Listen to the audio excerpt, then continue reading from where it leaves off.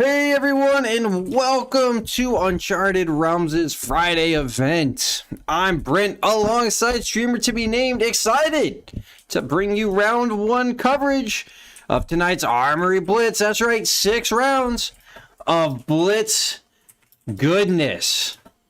We got Max Thomas to start us against Philip. Down there on the bottom of your screen, Philip's on that Lexi. Looks like the Ice Lexi, while Max, he is on... Ooh, actually, I can't... It's going to be the old him. Excuse me, the old him. Both ice. A lot of ice going on. It's a very chilly matchup. It's chilly day outside, too. So it's pretty thematic. I'm not going to lie. It's a great time of the year to be playing your ice heroes. I'll tell you what. Unless you're one of from one of our down under fellows, then it's a little bit more backwards. But hey, you know what? We take care of them when we can. Anyways, how are you guys doing? I'm doing awesome. I'm excited to see this. We're coming into this game a little late due to a couple admin things going on. But we will catch up with this match as it happens. Right now we're in Philip's turn. Coming in with a Blizzard Bolt. It is going to be fused. So whenever an attack deals damage to a hero this turn, it creates a Frostbite token. That's whenever any attack deals damage. So Max is over here is rocking just super defensive, looking to just Winter's Wail the whole time. He threw a channel out there to throw the block. Philip's 2 damage are going to come across on this Blizzard Bolt. Max will take 2, and Max will get a Frostbite token. Philip reloads the Voltaire. Puts a Remorseless into the Arsenal zone. It comes at Max for 6. Remember, this will also, when it hits, it'll create a Frostbite. And defense reactions can't be played from Arsenal, but can still come out of hand. So it's a little bit of the backwards Command and Conquer. Or not backwards Command and Conquer, a little bit of Command and Conquer with restrictions. But the big thing is, if it hit until the next turn, whenever they play an action card, they lose a life. Now, Max is likely just going to come across with 1 action, or potentially none. That's exactly what he does. So he takes a little bit of damage there, and then passes the turn. So I got 16 to 15 after that one. Max currently at 15. Philip at 16. So Max on his turn, he just passed it.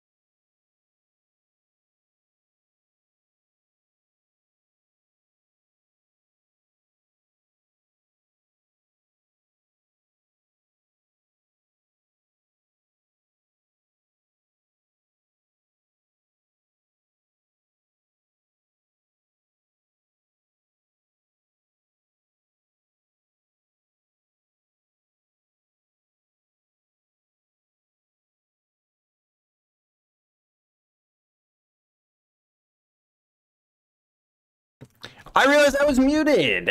And I answered a judge question there, so sorry about that. Oh man, was I muted the whole time? That is, oh, I hope not. If you're watching, let me know what you heard. Let me know what you heard. If you weren't, I'll go through it again just in case. I'm not sure at what points I got in. Thanks for watching. Uncharted Realms' Friday event. We got 6 rounds of Blitz coming at you. It's starting off chilly. It's icy. Philip's making a frostbite token there. Myself and John here, excited because we got a nice long night of just flesh and blood Blitz action. A lot of new cards coming out here with the Lexi. Cap just tuned in. Yeah, hey, I kind of just tuned in myself because I think I was muted for a majority of that. Majority of this start. Hey, you know what?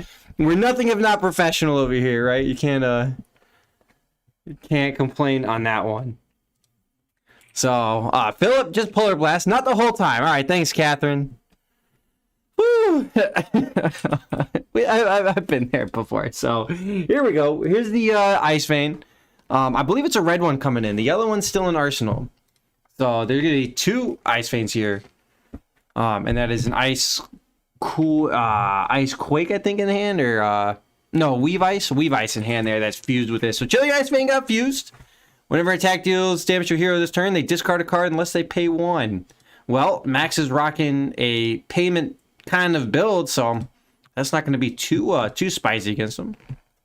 He's going to turn Timber anyways to avoid that anyways. Philip's got most of the tempo here. Max is trying to stabilize. He's just looking to do these hammer swings. I didn't quite catch the card. Let's see if it'll pop up. It still has the if it hits, discard a card.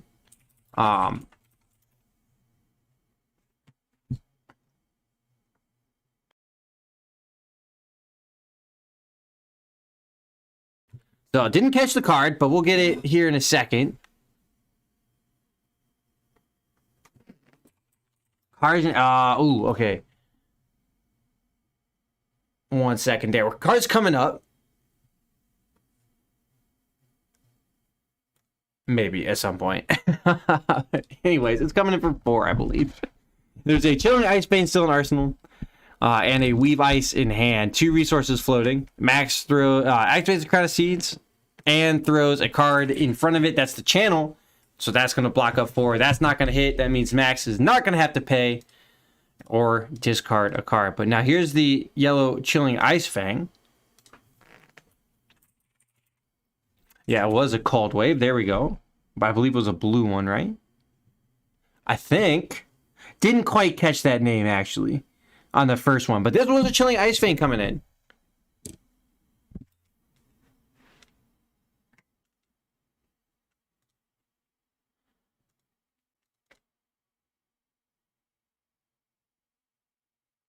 So, takes the hit, falls to 10, Max does. And they resolve the on hit, pay a resource to discard a card, and Max just pays. He had extra floating. That's the nice thing about old him. There you go, Arsenal a card and pass the turn. Philip's got complete tempo here. That's an Ice Lexi. It's cold in here, ain't it? It's real shivery. It's both of these are the ice here. The freezing them out of the game is what Philip's trying to do. And he's doing a successful job of it so far. So still has plenty of time left, about 20 minutes left in the round. So no concern there on the time just yet, and making steady progress.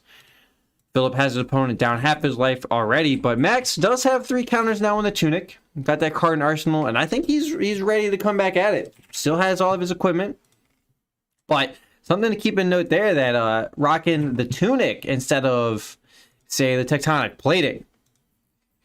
So Max opting for an extra resource instead of an extra block. Effectively is what that kind of strakes out to. So Philip out of hands. Winter's Bite. He must discard a card unless he pays 2. Well, no surprise there. Old him's going to pay for it. So then Philip will come at with the Chilling Ice Vein. This one's the red one. This is the second red one. So Philip's going to be out of Chilling Ice Vein. There's a significant chance here that Philip does deck himself out. Got to keep that in mind. There is a chance on that. This should be 9 dominated. Ooh. Look at that.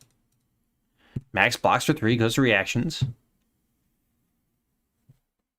We might see Philip activate the shock charmers here. He wouldn't have to do it now if he thinks Max has not got a defense reaction. He would get an extra effect on the fuse. So if Philip did go to the reactions, passed on it. And we're going to see Max come at it. Turn Timber out of Arsenal there. Look at that. Max staying healthy. Blocks it all up. That's going to be a 9 block. Doesn't even need to fuse it. And Max will just Arsenal a card and pass. So effectively, Max used 1 card to the graveyard there, while Philip used 1 card to the graveyard. Actually, 2 cards to the graveyard, excuse me. It's definitely a fatigue game here, I think. I think both of them are trying to freeze each other out, sit them in ice. We got, see, now we're going to start getting to Arnold. Oh, God. Hey, it's a great movie. All right, it's a great movie. Chill out. Oh, man. Oh. All right, anyways. Woo! So, Max shows up. Philip, he's going to start back onto that tempo. Icequake. Red. Going at Max. How's everybody doing tonight? I didn't get a chance to ask what I mean. I did. I was muted. Woo! How you guys feeling tonight? How you doing? Who's ready for the holiday season? And who do you have in this match? Do you got the Ice Lexi, or the Ice Santa Claus? Which one? Let me know. Okay, so coming in with the Remorseless to follow that. Icequake up. That means it's going to be 8. Go again.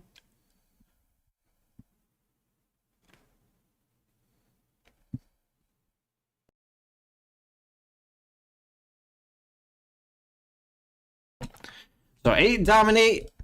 Go again. It's got the dominate from the Polar Blast there. Max didn't pay for it. For those going through.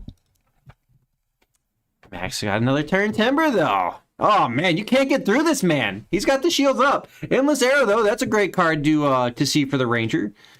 Kind of fixes a lot of the Ranger problems of not having enough to threaten the kills. But Endless Arrow is a great card for it. This one's coming in for 5. No reactions there from Philip. Max got reactions. It's a staunch. So once again, Max pluses in the card department. And keeps himself significantly healthy. It looks like Philip is at least gone halfway through the deck there. By a little rough math. I'm about to say he's actually probably less than half right there. I think we're rocking into the second bits of this deck. Keep that in mind, guys, on the fatigue strategy. The longer the game goes, the easier it is for you to keep the shields up. Because your opponent's going to run out of red shit to throw at you. Oh, excuse me, red stuff to throw at you. We'll put that. Well, in this case, it would be blue because it's icy. So that, I guess it makes more thematic sense as we get near the end of the game. Oh boy, what a great start to the night. You know, just all right. Killing Icebane after the Voltaire. This one is fused. So, Chilling Ice Vein, whenever an attack deals damage to a hero this turn, they discard a card unless they pay 1. That's the second Chilling Ice Vein. So, Philip is now square out of Ice Veins.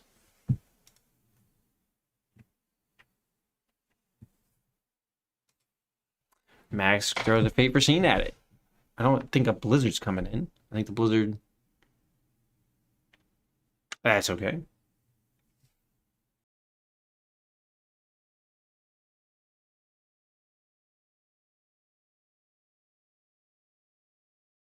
I missed the Blizzard there, sorry. Knocked out that go again. Now Max, he got that tempo back, baby. Chilled his chill out is what he did to his opponent. Who's ever seen that? Who knows what movie I'm talking about? I know Catherine knows about it because we just talked about it the other day. But who knows what I'm talking about? Freeze. Now I'm getting so much disapproval over here. Oh boy. All right, so back into Philip's turn. He uses Lexi ability to throw up the pulse. Oh, that's the wrong pulse. That generated a frostbite and a go again because it's a pulse of the Volt Haven, not of the, just of Volt Haven.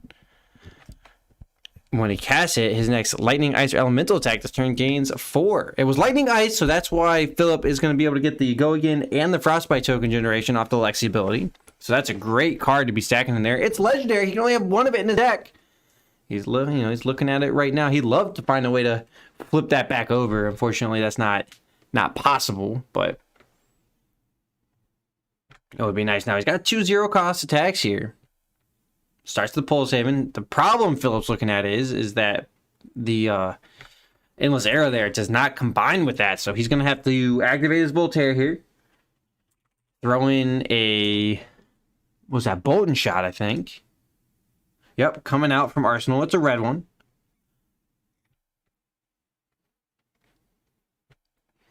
Max wants to go to reactions here. It was plumped up, so it does have go again. And if it hits reload, Cat thinks Lexi will get it. The Ranger has legs. Well, yeah, she's got some legs to her. I'm not going to disagree with that one. Some of the ice is, pretty cool. I've seen some lightning Lexi as well. Not bad. Turns out ball lightning's pretty strong. But ice Lexi's pretty good too. Staunch Response kills it. This pulse is still available here. Philip goes 3 of a kind. Still has 1 Voltaire activation left. Yeah, that deck is starting to thin out. I think we're looking at a third of his deck left there. For Philip, that is. Max is still sitting very healthy there. Okay, here we go. Voltaire. Philip can only play cards out of the Arsenal zone this turn now, thanks to 3 of a kind. But 3 of a kind is money. 3 of a kind is money. So Blizzard Bolt coming in. This one with go again. It's going to get plussed up by the pulse. By 3. Actually, I think did he give that go again? Or did he give that... He gave that go again? Yeah, he did. All right, so 9 coming in. Pulse pumped it up. Max gonna block 3, then Fate Foreseen. For 5, 6, 7. Plus the gauntlets for 2. Makes the 9. And then Philip's coming in with the Endless Arrow. He wants to get that back to the hand and refresh out. Max says, all right, that one you can have. I'll take the 4 there. Falls to 6. Well, Phillips wants to give it Shock Charmers. So it'll do an additional 1 there. Blizzard Bolt was fused, so there's another 2 there. Endless Arrow should technically go to the hand here. We'll see if Philip remembers. He does not. Okay, well, that's kind of the whole point of the card. It's kind of the whole point of the card, but it is an on-hit effect. You can miss it. Sorry, Philip. Hate to do that to you on stream, but that's okay. So Max passes the turn back. He had nothing to do. He's still trying to fatigue. He's slowly slipping though on his ability to do so. He did a wonderful job earlier, but is now just the ice, the weight of it, just too much. When you see a roof with just all that snow on it and it collapses down, and you're just like, damn, it's just like, it's just some water up there, but that water gets pretty heavy, and that's exactly what he's looking at, just some frozen water coming his way. And just, who knew, shooting frozen water out of a bow kind of hurts. So Philip started off with a Weave Ice and then Polar Blast. Max had the chance to pay 1 or give this Dominate, and he waved it off. He gave it Dominate. Not the biggest attack in the world, but it is going to be an icy encounter, and it's unfortunately blue, but it's still 7 thanks to the Polar Blast and Weave Ice. 7 with Dominate. Max though, Staunch Response for 7. Let's go. Great choice there. Great call. I mean, he's got some tempo back. I'm peeking into the hand. I don't see any ice in there. I do see a Sigil though, as he most graciously throws that out there and gains 3 life up to 8. Passes the turn back away. So Max is just all shields. Definitely a nice tank build here.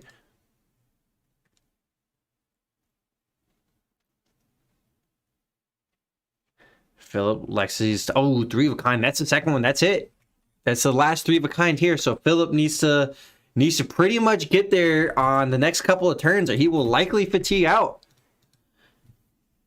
channel's a good start.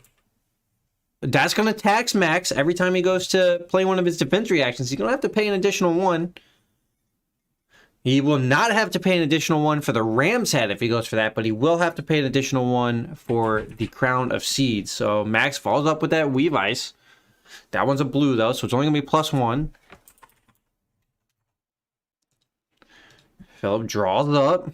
Ooh, that deck's looking mighty thin. So if Max can survive this turn, he likely gets it. And remember, Philip, there's going to be a lot of blue cards coming up. He definitely did not... He expressed some displeasure with that draw. I will say that.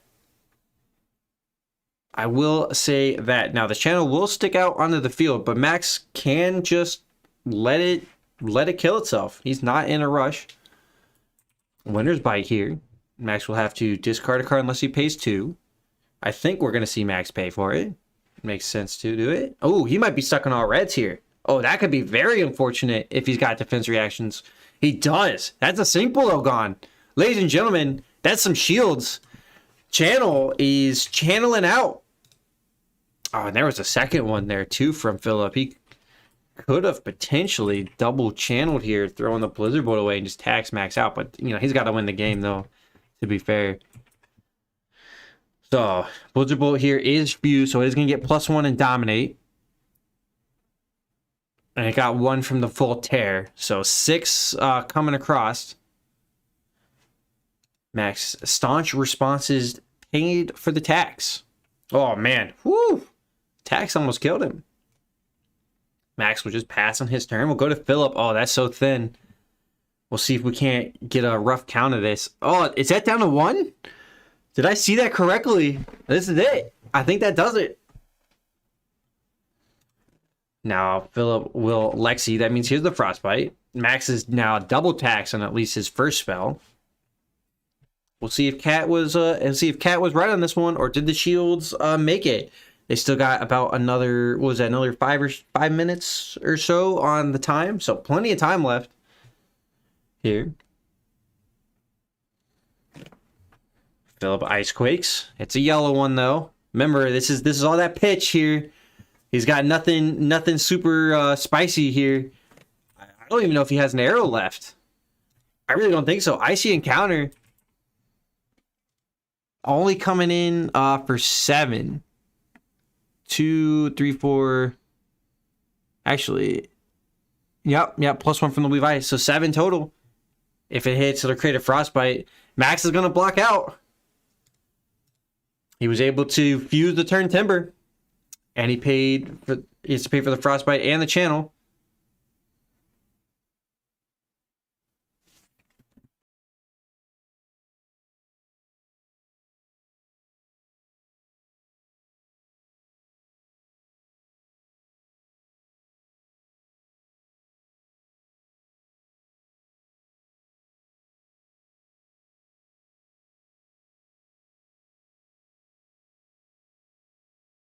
All right, answer that question there. Yeah, the Ram's Head is not affected by the channel. So not affected by the tax of the... Yep, not affected by the tax of the channel or the Frostbite there. It does not hit triggered abilities. Something to keep in mind there, fellas. Does not hit triggered abilities. Or ladies and gentlemen, I'm sorry. We do have... But Cap, I didn't hear how you were doing. If you're still with me. How are you doing on this fine Friday evening? So I am doing awesome. Philip is unfortunately 100% out of ways to deal damage. He has lost. And that's why kind of off the game now there. If it was kind of a little anticlimactic on the stream, I probably could have covered that one a little bit better. But Philip is now 100% out of damage and out of attacks. And he is just waiting to die. So... that was a fun one. That was a fun one. Ranger, unfortunately, is in like the Kano spot where they just don't have a way to kill. So Philip throws it down, calls it, and Max tanks it up. Look at that.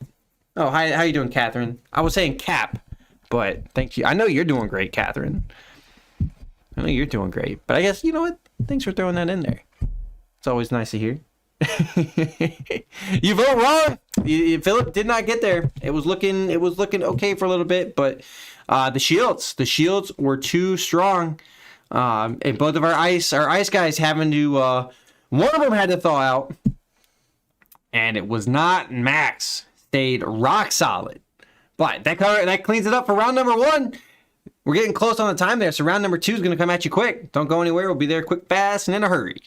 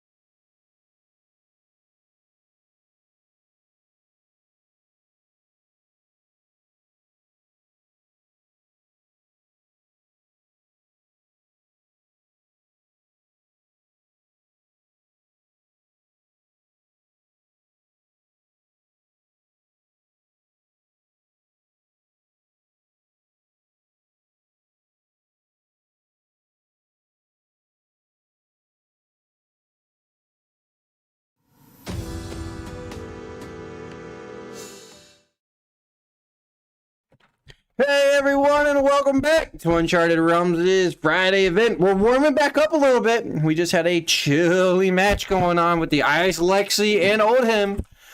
But we're back at it here in round number 2 with Dave on the, let me guess, Lightning Briar. Actually, that's an Earth Briar. Hold on. We're getting back down to it against Derek's Prism. That actual Earth is probably the worst thing that Derek wanted to see. He probably was hoping for a lightning, but there's a chance Dave here can start popping some Phantasm. Dave starts off with the Earth Lure Surge after following up on that amulet and gets an embodiment of lightning thanks to Briar's ability. Real strong ability, and then comes in with a lightning surge on the back of it. So that's gonna be +3 thanks to the Earth Lure. It was a +5 on the Earth Lore. I believe that's a red Earth Lore on top of the lightning surge. So that's going to be 7. 1 floating there for Dave. That means he's going to be able to come in with his Thorn for 2 and 2. It's a great turn 1. Derek blocks all the physical from this lightning surge. And Derek's just going to go ahead and get 2 arcane damage at the start. So, how's everybody doing tonight? If you're having a great time, let me know it by hitting that like button. I can see that. And I'll know that you are indeed enjoying your Friday evening, maybe with an adult beverage there. I wouldn't blame you at all. So, Derek over here blocks with the card from hands. It takes the 2 arcane. Derek's rocking the skull cap, the chest strap, the Goliath gauntlet, and the phantasmal footstep. So the aggro prism straight up. Nothing crazy about it. Just straightforward. Dave, on the other hand, not rocking the complete lightning briar. A lot of earth mixing in there. So I'm excited to see that. I like that take on the briar. It may not be the strongest briar, but it's a fun briar. And that's part of the fun. So Dave has the skull cap, the grasp, the bloodsheet skeletta, I think, or maybe I'm saying the wrong one, and the snapdragon scalers. Dave's got that Blossom and Spellblade. And speaking of Blossom and Spellblade, Matt is on the line tonight. Oh boy, see, that's the problem that Derek might face. Dave is the Earth, and he's gonna have burgeonings that can pop it, and potentially other Earth cards that are big enough that... Oh, Hardened Cross Straps plus the Goliath Gauntlets. It means that this is a Herald Edition for 7, and for free, it does have Phantasm, though, still. So a 6 power will pop it. That doesn't look like a 6 to me. That looks like a Sting of Sorcery. Out of the hand, I think Dave... I mean, the nice thing, though, Derek can play around, I think he just expertly did, is that Dave likely will only have 1 card in hand per turn that can pop Phantasm at best.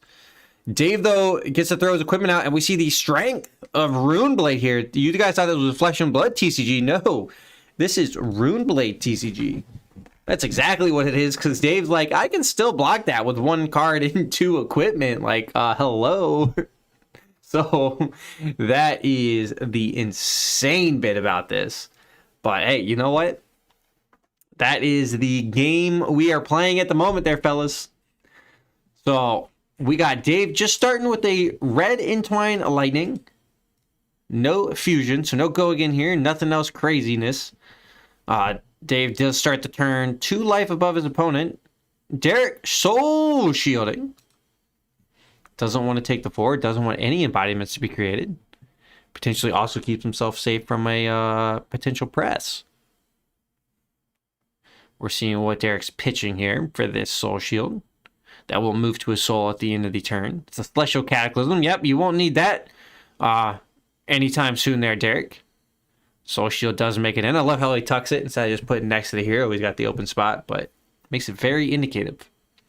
Dave arsenals that last card in hand and draws 4. He still has that Amulet of Earth hanging about there. Keep that in mind. It will allow him to plus up by 1 an attack if he fuses with Earth in a turn, or potentially a defense. It doesn't normally come up, but you never know. It might.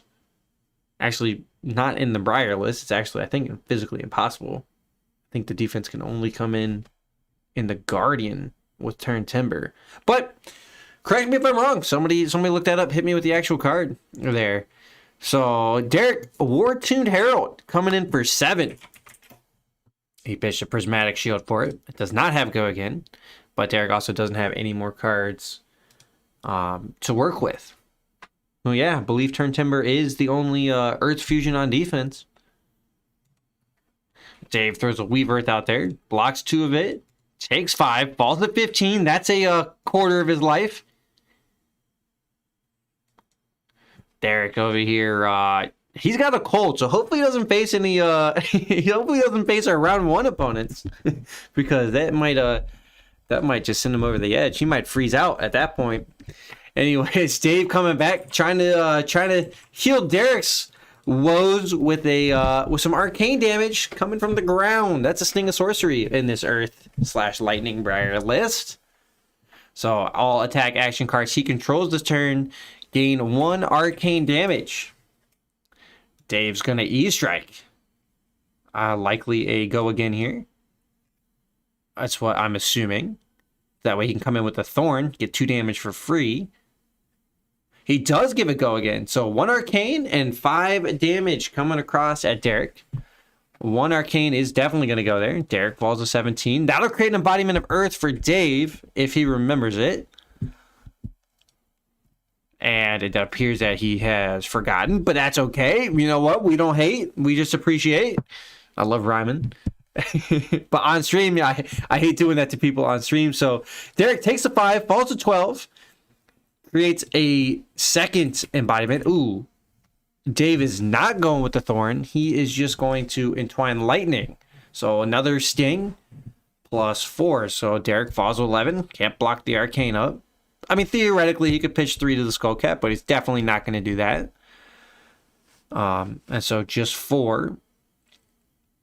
Derek looks like he wants to block 5 of it. They're in the Skullcap in there. That'll get its first counter. And Dave should technically have 3. Derek's actually reminded him of it. So cool. That's thanks to the back of Briar's ability. About ready to come onto your screen there. Look at that. Whenever an attack action card you control deals damage to an opposing hero, it creates an embodiment of Earth. So that means Dave's going to have +1 to his non-attack actions, or excuse me, +3 to his non-attack actions. Derek over here, he just makes a shield, banishing a card out of the soul, makes a soul shield. Dave obviously not going to block it. Ooh, nice here, Derek. Makes 3 more shields, will come in with 3 more damage. Dave likely to take these. Nothing disrupting on this damage, just damage. It's only 3, Dave. It's only 3. Turns out those embodiments of Earth not gonna matter. So both of our players here falling to 11. Well, look at that, not bad. Very back and forth. The problem though is Dave is gonna be rocking 4 cards in the hand. So he's gonna be real spicy here on this turn. I never asked, who do you guys have? Do you have this Mixture Briar? You know, nice double effect here.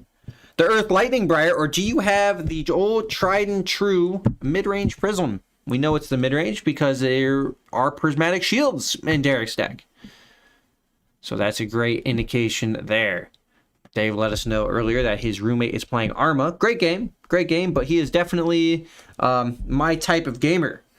Yelling at the screen. I love it. That's what I do too. You got to let them know when they can't hear you. The louder you yell, the less chance that they will still have to hear you. But Dave here coming in with a yellow ball lightning. 2 physical, and if it hits, it'll deal an additional 1. So potential to 3. It will also pump up any additional lightning or elemental attacks should Dave have them. Derek's just going to block 3. See if Dave presses it. Does not have a press. And that'll move on with that one. So just a snatch. So Dave got the mixture going. It's definitely a true mixture of the two. Thanks to the Earth Lore Surges and Amulet of Earths. I like seeing it though. I like being able to pump some of these up. And nasty to be able to pump up some ball lightnings and stuff going in. Ooh, that might get a little spicy. But I do understand how the regular Lightning Briar is pretty strong as well. So what would you guys prefer playing? Would you prefer the Lightning Briar straight up? Or would you like to put your own little swing on a popular deck? I will say this, there is nothing wrong. Absolutely nothing wrong with net decking. I will say that. If something's strong, play it. Nothing wrong with that. Derek, we saw from that last turn, was very smart there. Kept all of his shields by blocking what Dave was coming at him with. So he kept all of his shields, which means he was able to make a new one, banishing the last card from his soul, and is able to push 4 damage at Dave for free. Dave will block 2 and take 2. Falls to 9. On the shields, Derek arsenals the card and passes along. So I like it. Derek coming out with a solid strategy. We'll likely see him repeat the same actions potentially here. Remember, he doesn't have any cards in soul, so we'll need to keep 2 cards. We see a pulse. Or no, excuse me, Channel Mount Heroic. I'm sorry. +3. Uh-oh, Dave stacking up. Are we going to see it? Now, Dave did not do the crazy actions with Spellbound Creepers where you can get that channel in at instant speed as a combat trick, as a pump. If anybody wants me to walk through that interaction, I can. It's pretty straightforward if you take a look at the cards, but if you need me to walk it through it, I will. It's pretty nasty. You can get pretty crazy with some on-hit effects and with extra stuff. Red Ball Lightning. Yeah, so here's what you normally do is you normally do the Ball Lightning and then do the Spellbound Creepers into the channel after your opponent blocks it. So Derek here, staring down 6. He's got 4 shields already, so he's at least got that block, but 6 does not, crucially here, 6 does not make the damage break to block. But Derek's not even considering blocking this. He threw out a Merciful Retribution and is likely just going to let this hit for 2/3, actually. Yep. He will pop 4 shields and take 3. And he will return 4 damage back at Dave.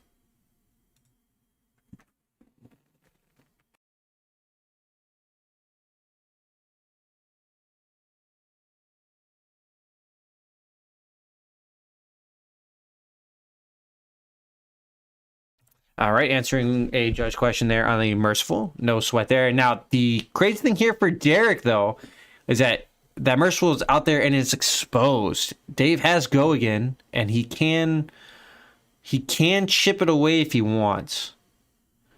So, Rosetta Thorn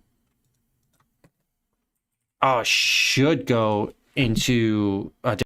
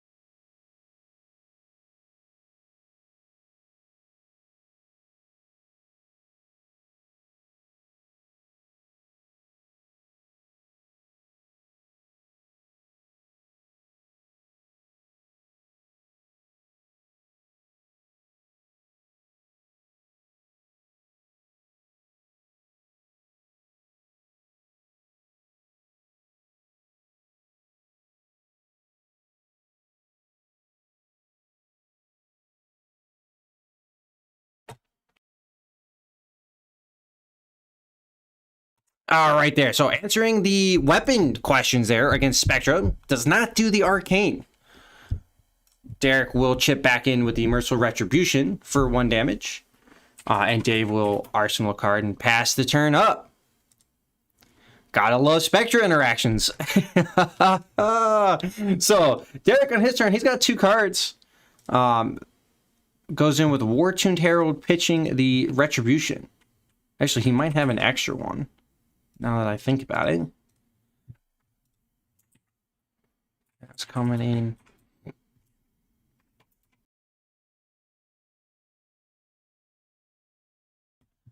All right, so that's it. Just for 5 coming in. Now, it is lethal attack alert, but Dave has his channel out there. I wish he had some more equipment. He does have 2 on the skull cap, which he's throwing in. Smart man there. Oh, maybe not. Maybe he has a better block here.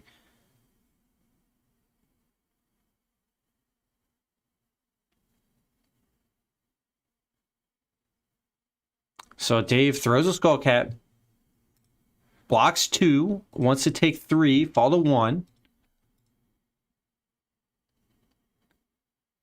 All right, Dave, he wants to rock 4 cards in hand, 1 in arsenal with channel. This could get pretty deadly for our Briar player.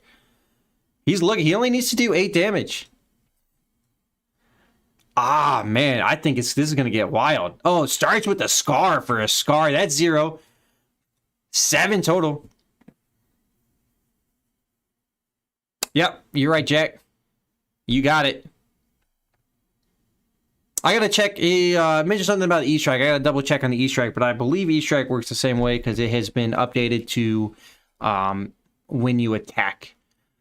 Most cards, if the card is not dependent on the chain links or resolution of the attack, it all got moved into the when you attack section, which would be 20.4.4, and Spectra. For those wondering, for those that don't already know, 20.4.2 is the Spectra. When Spectra triggers and will resolve. And that's why you never, for those curious, why you never make it to a weapon attack. Weapon attacks don't happen until 20.4.4. But targeting happens 2 steps earlier. Hot damn. And there's a priority step in between that. So keep that in mind. But now you're starting to get into the crazy business. And speaking of crazy, what was that? Was that a blue ball lightning there? I believe. Plus 3 from the channel. So 4, and if it hits, an extra 1. Derek, he's trying to just survive here is what it looks like. Blocks for 3, makes a shield. Blocks the 5. Yep, you're right, Jack. They would, actually. Dave is correct.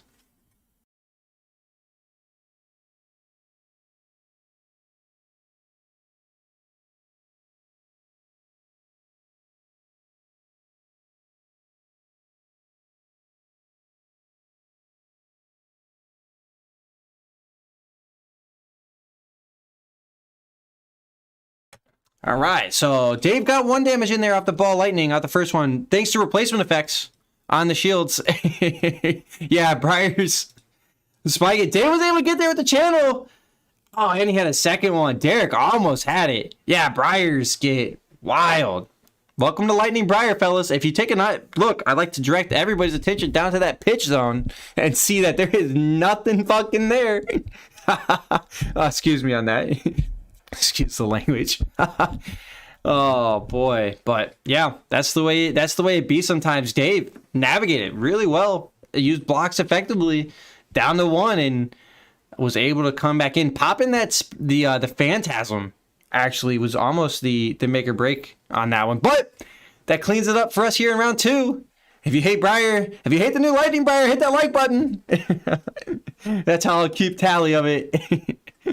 But all right, sounds good there, fellas. I'll catch you guys in round number 3.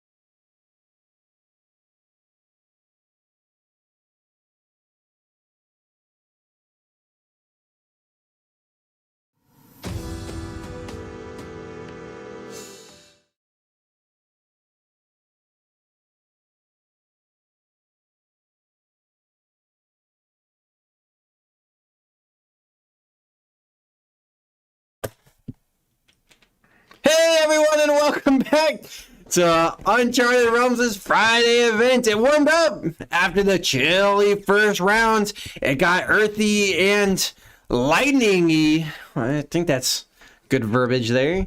In the second rounds, as Dave took down the Prism, but Dave is back for round number 3 against Chad on the Ninja. That looks like a who is that? Is that a Benji over there? No, that's a Katsu. Excuse me. That's a Katsu. I'm sorry. I got excited because I was like, oh, maybe. Right? Unless I'm making a fool of myself. We'll see. Anyways, how are you guys doing?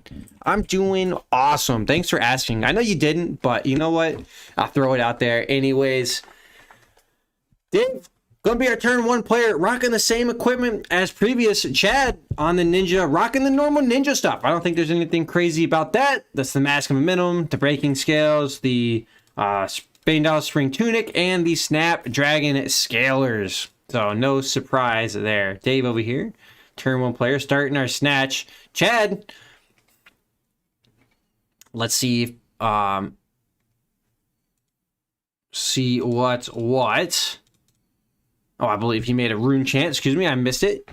With the grasp, and then came in with the snatch for 4. So Chad's taking the 1, falling the 19. That makes an embodiment of Earth. Potentially. And then a flick flack coming in for 4. So Chad, 1 card for 1 card here. Not too shabby. Prevents a draw. And you thought you weren't going to see more Briars, but the joke's on you. We're probably going to see Briars for the rest of the night. Well, maybe not. Maybe not. We'll see. I'm looking down the list. There's a chance we get that old him back. Max is doing well as well still, so there's a chance. But that ends Dave's turn. He arsenaled, goes into Chad's. He's going to put the counter on the Tunic. The tick, ding, little bell sound, whatever helps you, whatever gets you. You know, maybe you need to see like a messenger. You know, that messenger notification, like the to-doop or whatever. For every time you take the Tunic up, you just go to-doop.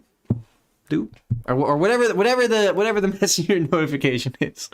All right, Chad gets in there with the first Kadachi for 1. We saw some Kadachis in the last rounds, thanks to the Prism. They were a lot more in the last round than this one, but Chad's gonna try to take his Kadachis to the victory, whereas Prism was not able to make the last cut. Prism got Dave down to 1, but Dave came back with the mountain. He went on a journey, a little quest, climbed a mountain, scaled it up, and it came out on top of the round. See, exactly. It just makes sense. It just makes sense. But how's everybody doing? I'm still waiting to hear. Let me hear how it's going over there. And who do you have in this matchup? Do you have the Ninja, or do you have the Mixture Briar? Kind of that Earth Lightning going on.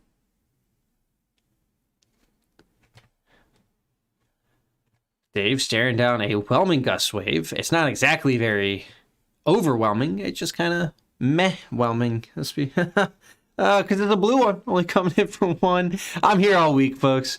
Yeah. You'll catch me on Sunday again. I will be here 2 p.m. Eastern Standard Time with more terrible puns and jokes. So take as much as you can get. Chad raises reflex as a reaction there onto the whelming gust wave. That brought it up over the 3 block from the E strike of Dave. That means Mask of Momentum triggered out, and that whelming gust wave got go again thanks to the razor reflex effect. But Chad is not going to follow up with that. 2 cards in hand. I'm a little bit shocked. He also had a Katsu ability there, I believe. Didn't fire it, didn't function it. But hey, you know, maybe those 2 cards are defense reactions. That's what I'm thinking. Maybe there's some defense reactions. We're going to see. Oh, let's go. Fun card here. Bramble Spark and a channel in hand. If he gets this channel out and an attack, oh, can't do it. Going to have to save it for the pitch. Wow. Or no, excuse me. Doesn't have to pitch. Doesn't have enough to get the channel out there. Oh, that would be disgusting. So 1 arcane off the Bramble Spark and plus 3 physical. So 7 damage total. 7 damage physical, 8 total. One of those is arcane, and Dave can also pop his amulet. Let's see if he remembers that he has that one out there. He did Earth Fuse this turn, so this could go up to 5 on the Shockwave. If that was me, I'd be popping it for sure. That's the Art of War effect there. The Amulet of Earth is. Chad's going no block, and we'll see if Dave pops the amulet. Does not pop the amulet. Chad, red unmovable. That's up to 8. Oh, spicy. So good thing Dave did not pop the amulet then. Would have got straight countered. Dave did make an embodiment there, or should have. But it looks like he missed it. It's okay. Still getting used to the Briars. Nope. We're gonna get it. We're gonna get it from the future, I think. Or maybe not. Maybe not. So, Chad, E-strikes, puts 1 card underneath. 1 card still in hand. So, we still, I mean, we do know what one of them was that unmovable, right? So it was possible Chad on the previous turn did have the double defense reaction. It's kind of what I'm thinking, why he didn't continue on with that string. Remember, Dave still has the channel in hand, but this is just a clean E-strike for 7. Dave, block 6, wants to take 1, will fall to 16. And Chad will just Arsenal instead of pitching away. Or excuse me, instead of going into the Katsu. No reason to, I guess, because you don't have the action point. So Dave pitches a Weave Earth for the channel. That's +3 on attack action cards he's going to have on a following turn. Not going to be this one because he's got nothing else to follow it up with. So I'm surprised Dave didn't maybe use some of his life as a resource there and soak up some damage. But I do see the cards in his pitch zone, and actually kind of makes sense to me that Embodiment of Earth would have definitely helped. I'll say that. Dave blocks 1 on the Kadachi. That channel here does have 1 counter. Dave will likely only get 1 turn of use out of it, which is going to be the next one. So Dave's likely going to take a lot of damage here. So wanted to cycle out the hand. Okay, Tunic Mana Pot for Chad. So that's 2 for coming in. It's not going to be a flying kick. It's a surging strike. So not too shabby there. Go again with 5 power. Who do you got, Cat? You gonna go back into the ninjas, or you gonna vote for the Briar again? So Dave is gonna take 1 here because he can only block 4, or choosing to only block 4. And this is gonna trigger Katsu's ability. I was hoping it was a Benji. I'm just waiting for somebody to come in with some more spice. That's really what it is. All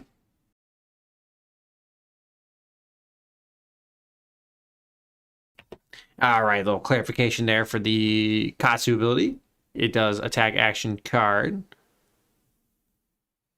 Mask is not active anytime soon. Chad deciding if he wants to dip into the Katsu here. Making a choice. He's acted like he wants to.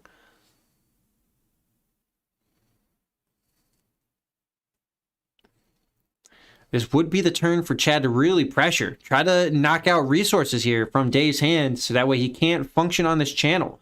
So Chad doesn't even necessarily have to get damage in this turn. Just needs to get cards. Keep himself safe. Lord of Wind is gone. And we'll see if he tries to combo off the Surging Strike or goes other options here. He's got a lot of options here he can kind of go down. It is going to have to go to a card with combo. It's going to be the Whelming Gust Wave, so it is going to combo with the Whelming, or with the Surging. Excuse me. So Whelming Gust Wave, it's a 0 cost. It's awesome. It is going to have +1, so that makes it up to 4. Go again, and if this hits, draw a card. I believe Mask will also be active on this one. So Chad will draw 2 cards. Wow, Dave, no blocks. Takes 4. Down to 10. Chad will draw 2. So this could be a kill here for the Ninja if Dave's not careful. You gotta also keep in mind that the breaking scales there can pump it up by 1. This could get spicy. Dave, though, he really wants to use this channel. I cannot blame him on that one. The channel's pretty good. The +3 would hate to go to waste. Oh, okay, that's exactly what Dave wants to see. Command and Conquer there for 6. Now, I don't know if Dave wants to lose the Arsenal card. It's been in there for a few turns now. And it's only 6 damage, and there's no way Chad can get this, can pump this, or give this go again. So Dave just lets it hit. Falls to 4, loses the Arsenal card. It's a Force in Nature, so not the biggest loss there. No, not a big L. That would have been a way for Dave to draw extra cards. Had he... I mean, he would have... So the Force of Nature there would allow Dave to draw extra cards thanks to the channel pump. So that's a bit unfortunate. It's a tough loss there, but not the end of the world. Dave is definitely able to threaten lethal range here, even at 18, surprisingly enough. Red Ball Lightning's the start. 6 with potential +1, up to 7. It's a Ball Lightning is great, but it runs into the couple problems. It doesn't block for anything, and it doesn't make that 7-point break point. If it did, it would be awesome, but alas, a 0 for 4 with go again and a damage pump is a little bit broken. So, I mean, it's already pretty busted as it is, but pretty strong as it is. I should say that. It means it doesn't block for nothing. So that's kind of where its balance comes in. Anybody want to change their vote? I think I voted for Briar here. I think my vote would be Briar, but Chad here, block 6. Another Red Ball Lightning. That's it. That's all the Ball Lightnings Dave has. He runs 9 of them, though. We saw that. Chad throws the Breaking Skills for 1. Leg tap and the center. There's another 6. So it's completely open now. Well, Mask can block for 2. Tunic can block for 1. So Dave hopefully sees that. But he's asking life total. So yeah, he can probably get there. E-Strike for 7.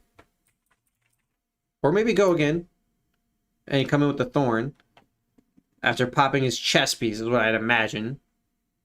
Oh no, he didn't have a non-attack action. Chooses to draw.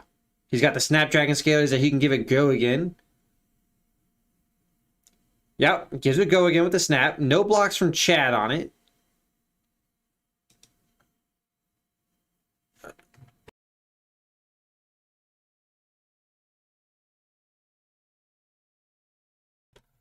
Yep, so channel pumped it up to 3, so that's actual 8 coming in on the E-Strike, which is coming around.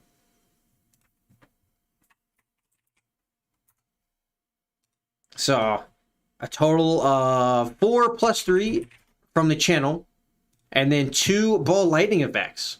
So 7 plus an additional 2 is 9 total, since Chad down to 1. He did have equipment he could have thrown out there to block. The Mask and the Tunic, but it would not have prevented the Entwine from hitting. So still would have had the Ball Lightning effect. Yeah, just wanted to make sure all the math was correct on that one, but it was. There's no Earth Fusion either there. Dave would have been able to use that amulet. Would have been great.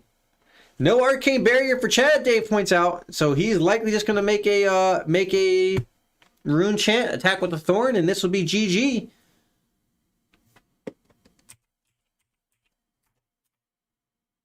Oh, could be I'm getting notified that there are cards in the game that do gain you life. It's a great point out there. And that's why I'm here and not there playing, because I would just get smoked. I'd get beat. There'd be no doubt about it. Dave pitches the Tome to Grasp, makes the Rune Chant. We'll see if Dave respects it or just fires off with the Thorn. Does he respect the Sigil? I don't know.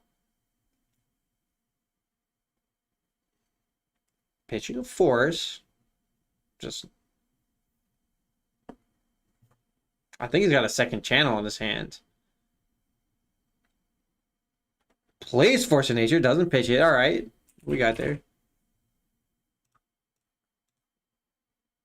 Force of Nature will pump up the next attack by 1, and then next attack action card he controls that hits this turn will also draw him a card. Blossoming Spellblade coming in. There we go. 1 Arcane. Yep. Yep, producer man was right. Sigil does exist in the game. It's a gain 3. So Dave is still coming in with a Blossoming Spellblade for, it shouldn't be for, is it for 7? How's it? Oh, it's 6 plus 1. Yep, for 7. And if it hits, it will draw a card. Ooh, I don't know if Dave remembers that. Force of Nature does. Oh no, it wasn't fused. No, it was fused. It was fused. It should draw him. It should draw him a card because the base power is above, or its power is above its base. So it would draw Dave a card. We'll see if he remembers it. I don't know. Yep, it's an on hit, so it would be a beneficial trigger. We'll see if Dave remembers. I don't think this one's hitting though. I'm gonna be real, as it looks like Chad's throwing cards. Blocks 3 ghost reactions, no reactions from Dave, and a sink below. As the defense reaction, Chad opting not to sink. So likes the 2 cards in his hand.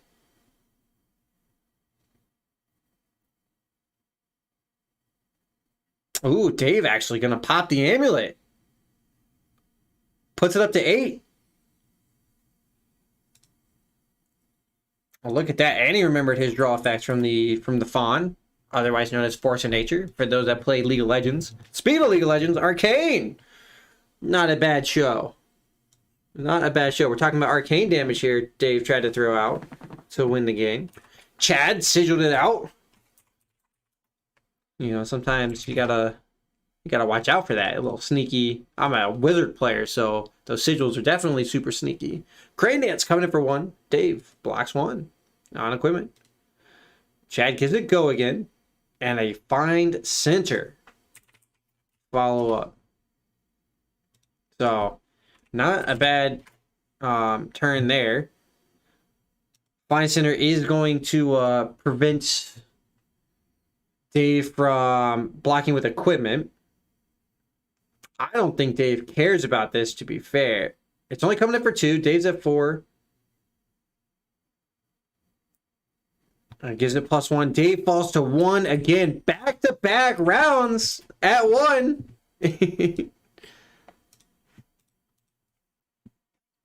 So, Chad gets a Zen state, which means he's got 1 damage prevention.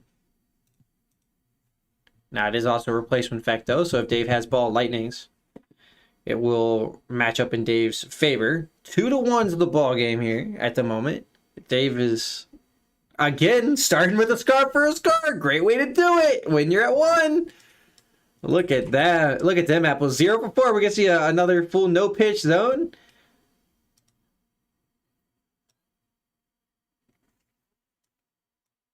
So, the Zen state blocks the 1.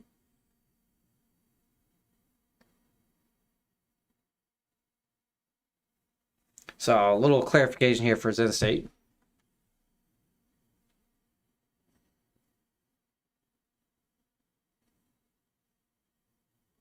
They're just going over it right now.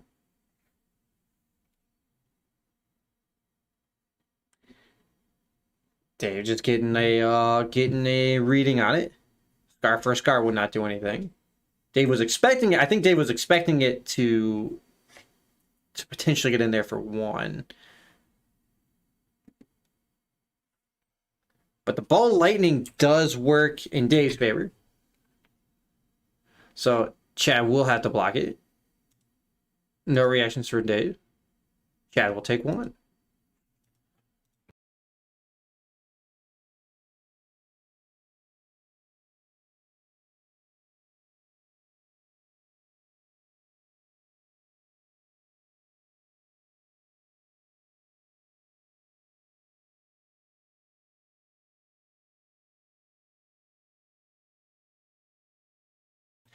All right, so had a little. Always gotta explain the replacement effect sometimes. A wild state of welcome to Runeblade, Flesh and Runeblade, or Runeblade and Blood, or Runeblade TCG, whatever you want to call it. Chad did take the 1 there. Now the Sensei keeps him alive to any sort of arcane damage or shenanigans, but having the Ball Lightning effect would force. It would force Chad to completely block it. So Lightning Surge red here for 4 means Chad cannot just throw a 3 out there. So he's going to have to throw a card and probably the mask.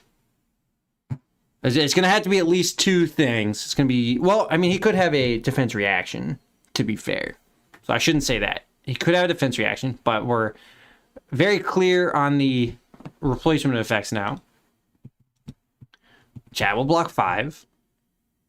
I'm glad I'm not muted, because sometimes I leave myself muted after re-explaining stuff. So the block is good, and Dave will pass away. So Chad loses 1 counter there in the Zen state. And gets to come in with Kadachi. Zen state's pretty good. Zen state's pretty good. I think Dave wasn't aware of the Zen state, but now he is. Because I think Dave would have been incentivized to maybe throw the Lightning Surge out there in front of the Zen state and prevent any sort of shenanigans there. Razor's Reflex, throwing it in there. I was kind of looking away and it came in. Chad rocks down on the attack reaction. Sometimes just combat tricks. Sometimes they get there. So it's great. But that closed it out. Briar didn't make it, but Ninja did. Ninja did, so I guess a lot of you guys are breathing some sighs of relief. Oh boy, but that cleans it up for round number 3. Don't go anywhere, guys. Round 4 coming soon.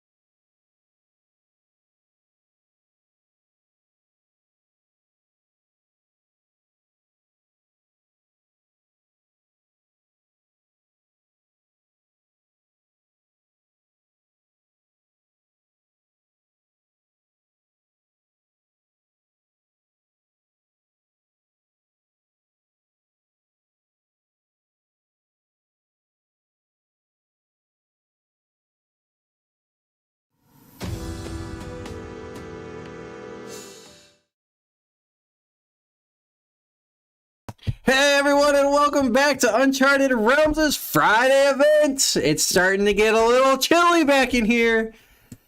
The ninja kind of sliced through all of the action, was carving up the earth in the previous rounds, but we've got Max and Alejandro on the mirror match, and it is the kind of the fatiguing mirror match, although Max here opting to throw the sledge out there instead of the Ram's Head winner's whale. So they're just trying to get beady with each other, and it's gonna take a minute. I'm not gonna lie here, ladies and gentlemen. I'm not gonna lie. This is gonna be a long match, unless we see somebody really make that like a big mistake. But we'll see here. I don't expect so out of either of our players. Both of them are pretty decent. Max actually repping from the Fighters Guild.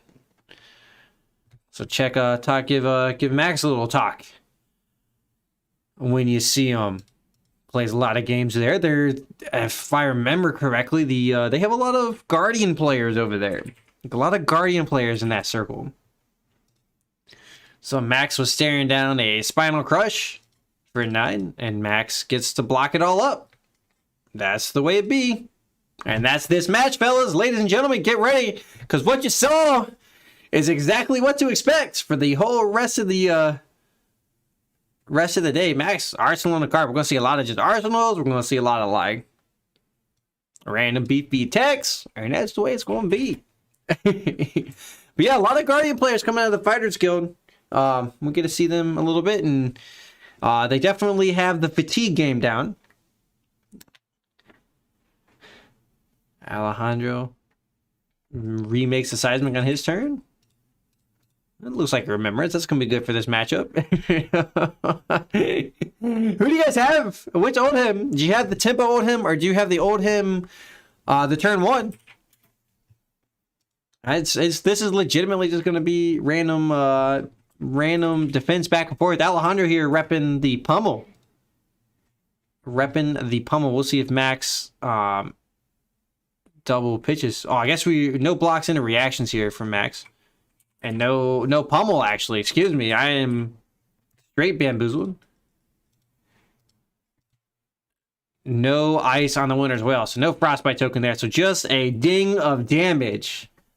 Get ready here. Get ready, ladies and gentlemen. We're going to time.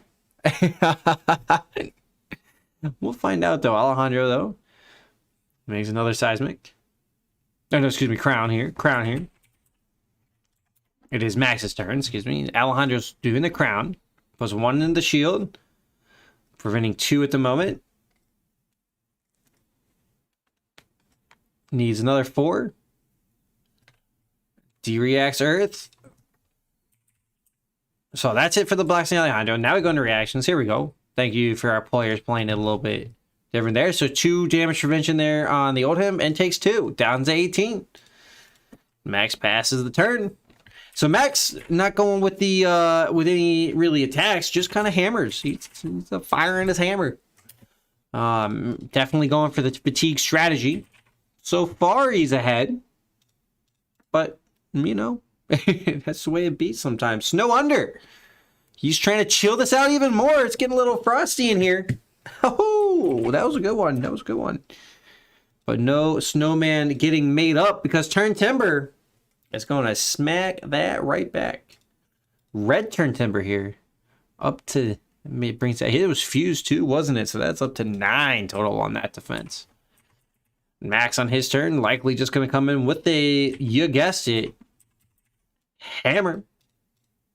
Coming in for 6. Using 1 resource there off the tunic. That leaves 1 card in arsenal, 1 card in hand here for Max. You don't normally see the Sledge of Anvilheim. I'm surprised it even comes up on the display. That card probably got just dusted right off. Oh boy. Don't you guys love this? We're a few rounds in, and got a pair of damage. So Alejandro right now blocking 1 on the seeds, 3 on the card. Going to reactions. Old him. Max sigils in response, so he doesn't have to get rid of the card. He was going to get rid of it anyways. So the ice part of the old him falls off, but the earth part stays on. So he'll get the 2 defense there. So Alejandro remade his seismic surge and forged for war. It means all of his equipment is going to be going to get a +1 to the block. He will lose it at his next action phase. That means his Ram's Head can block for 1 for free. His Ironhide Boots can block for 1 for free. His Crown of Seeds can block for 1 for free. Plus all of their additional effects. Or all of their effects as normal. Alejandro here, throwing 3 on there. He could pay for the Ram's Head if he wanted to as well. Put that up to 4. But nope, doesn't even need to pay for it. Doesn't want to do any of that. Just throws all equipment out there and brings it up to 6. So one counter onto the little crater fist there, and we got some exciting gameplay. Woo!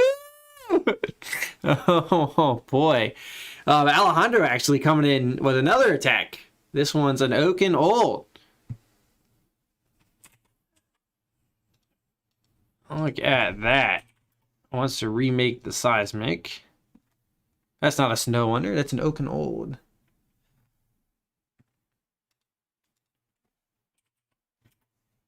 There we go. No difference there. It wasn't fused. So, max over here. Blocking all 7. That's a yellow turn timber. So, I mean, we're eating through the defense reactions. But we're also eating through Alejandro's red attacks. Oh, boy. Exciting. Who is not having a great time right now? This is thrilling. If you're watching, tell me how your current events are going. How did your skirmish go last weekend? For those that got to play. I played a draft last weekend. Drafted Briar.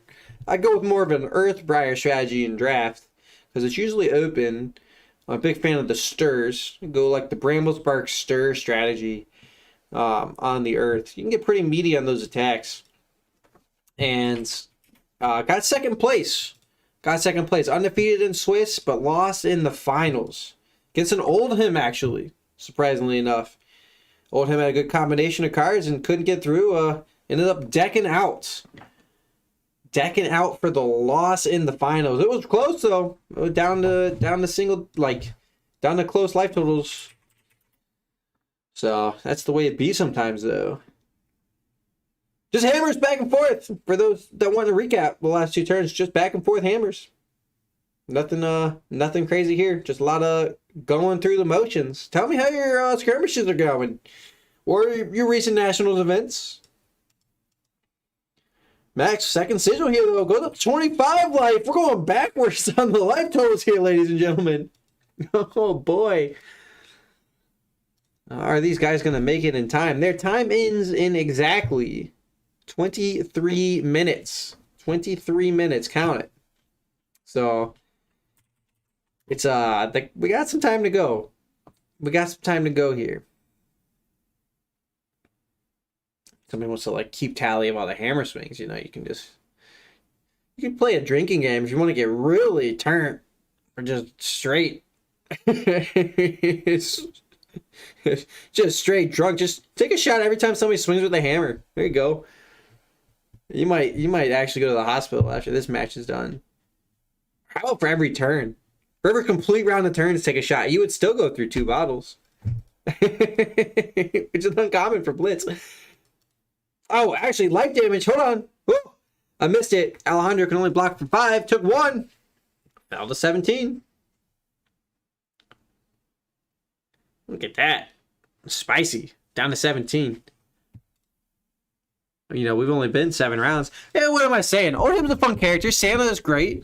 I wish the December Armory kit that just came out would feature another Oldhim look, but with the alternate art Santa. How cool would that be? Right now it's the cold foil cracked bobble, which is cool. It's unique. But I would be so about a rainbow foil Oldhim as Santa Claus. Come on, with the cold foil Winter's Whale. I get Winter's Whale is also cold foil from the first edition. But I would be all about that. That would be super thematic. Let me see what else maybe we could come out with. I mean, even just in Santa Claus, just 36, instead of 36 baubles, you did 36, not the cold foil heroes, you do the rainbow foil Santa Claus. Because that way you get like maybe like the white and the hat and the beard all foily. That would be legit. Just little dots around on the card. It was like snow or something with a little bag. Oh no, the Ram's head becomes a bag. It becomes a present bag. Instead of the winner's cracked bobble. Man, they gotta hire me. They gotta hire me. I'd be fire out there at LSS.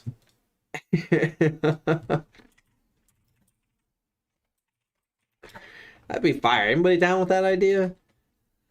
Santa Claus owed him in the shield. The Ram says just a bag of presents. That would be pretty neat. That would be pretty neat. I don't know. You could also do like a thematic heart of ice, but like instead of the blue on the heart, you can make it red or something and make it a like kind of a Rudolph kind of vibe there. I think Crown is sort of close to that. You could probably get away with something there too. But we got our first effect that lasts. It's a channel. It'll be around for a couple rounds. It's going to tax our players here. Nothing too crazy here though, because Max is coming in for hammer for hammer for 6, paying 5 resources to do so. It's thrilling action here. Alejandro here though, he may take a couple damage. The 6, I think the sledge is actually showcasing itself. You missed the life gain there. 20 to 25 is the accurate life totals. There was a sigil by Alejandro. And how are you all? Are you guys staying awake? I hope so. I'm gonna try to stay sane. Can I come up with any winter puns here? I don't know, maybe. I mean, besides the classic Batman and Robin, there's the movie line for the movie for those that were wondering from earlier. Chill out. That is my best Arnold Mr. Freeze impression. Or is it Dr. Freeze, actually? I don't fucking remember. I think he's a doctor, technically. A scientist doctor, not medical, but I'm sure he's got a PhD in just being cool. Oh, he's got a... Oh, man. I'm getting disapproval again. That's okay. That's okay. I know somebody laughed. Catherine's over there laughing if she's still awake. Oh, man.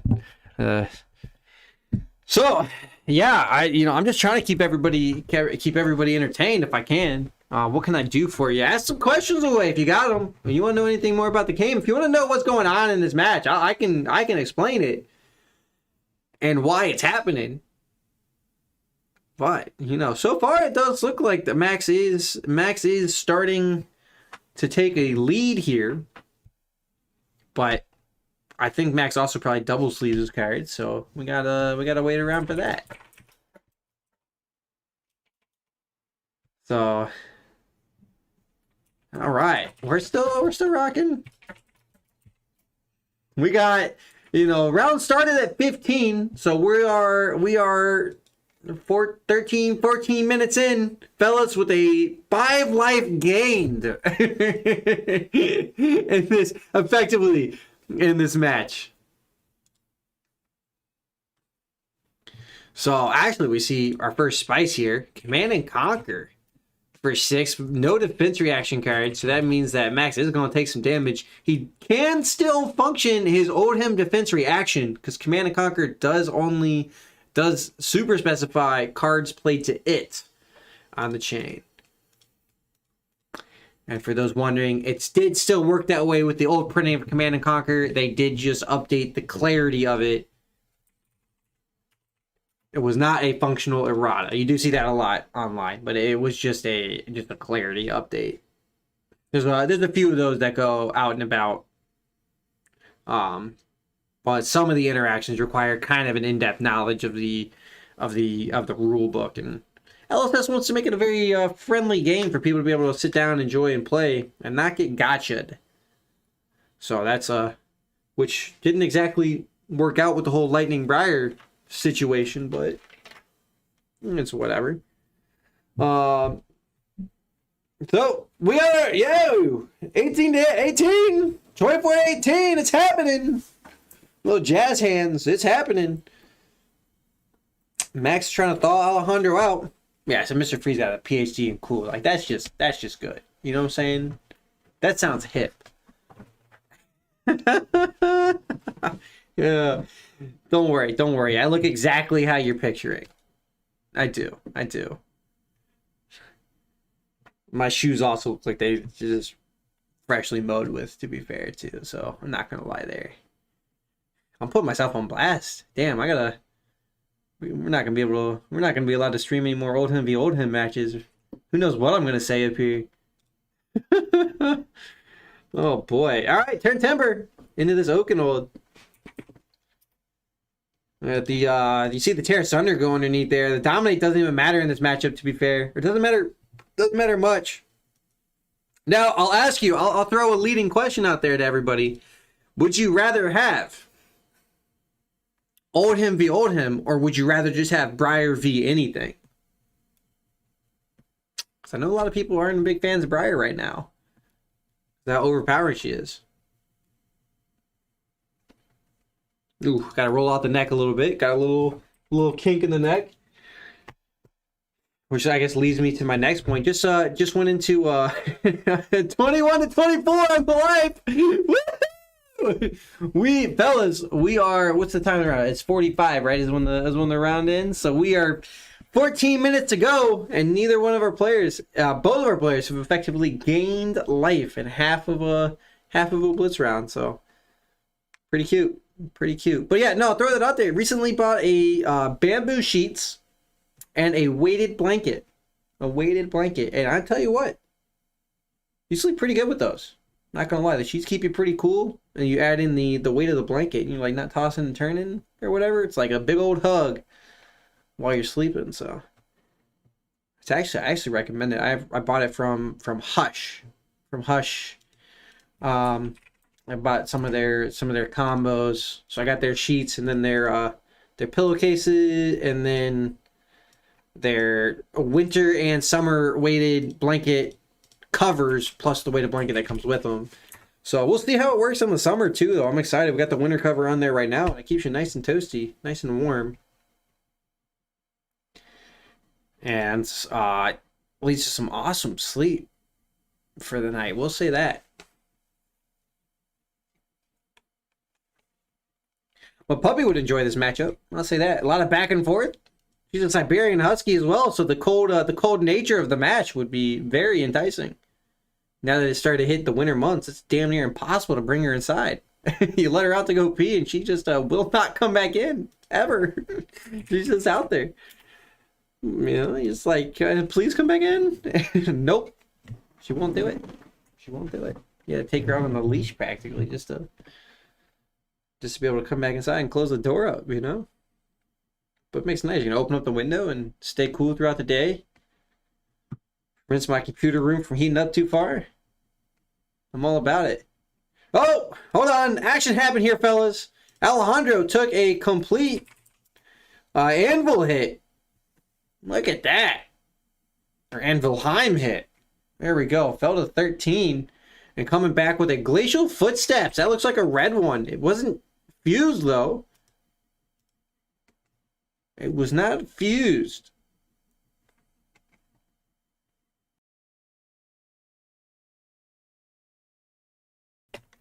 They're looking for the time. They got 12 minutes. Was that a blue one, actually? Not a red one? Excuse me, that was a blue one. So a staunch response was thrown out there by Max. Blocked up 6 of it. Took 2 because it was an attack for 8. I'm sorry, I thought it was an attack for 10. Alejandro took a lot of damage for that attack and only got 2 back. I'm not sure that was the best rate. We may have seen our first mistake here from our Guardian players. That leaves Max with a 7-point lead. And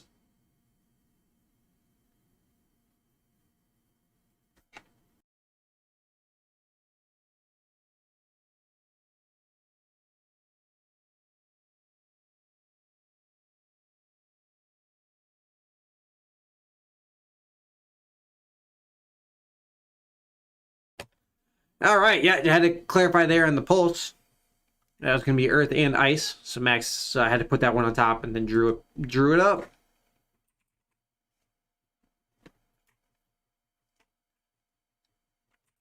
Taking a look at the decks, Max is definitely in the lead in the fatigue strategy. Are we gonna make it there? I don't know.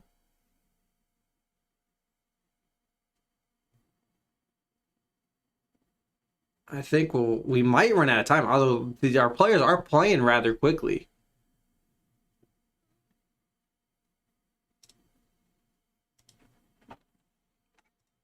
So we'll keep seeing. I'm sure this is just enticing, thrilling gameplay right here. If you guys want to chat it up, feel free, send your questions.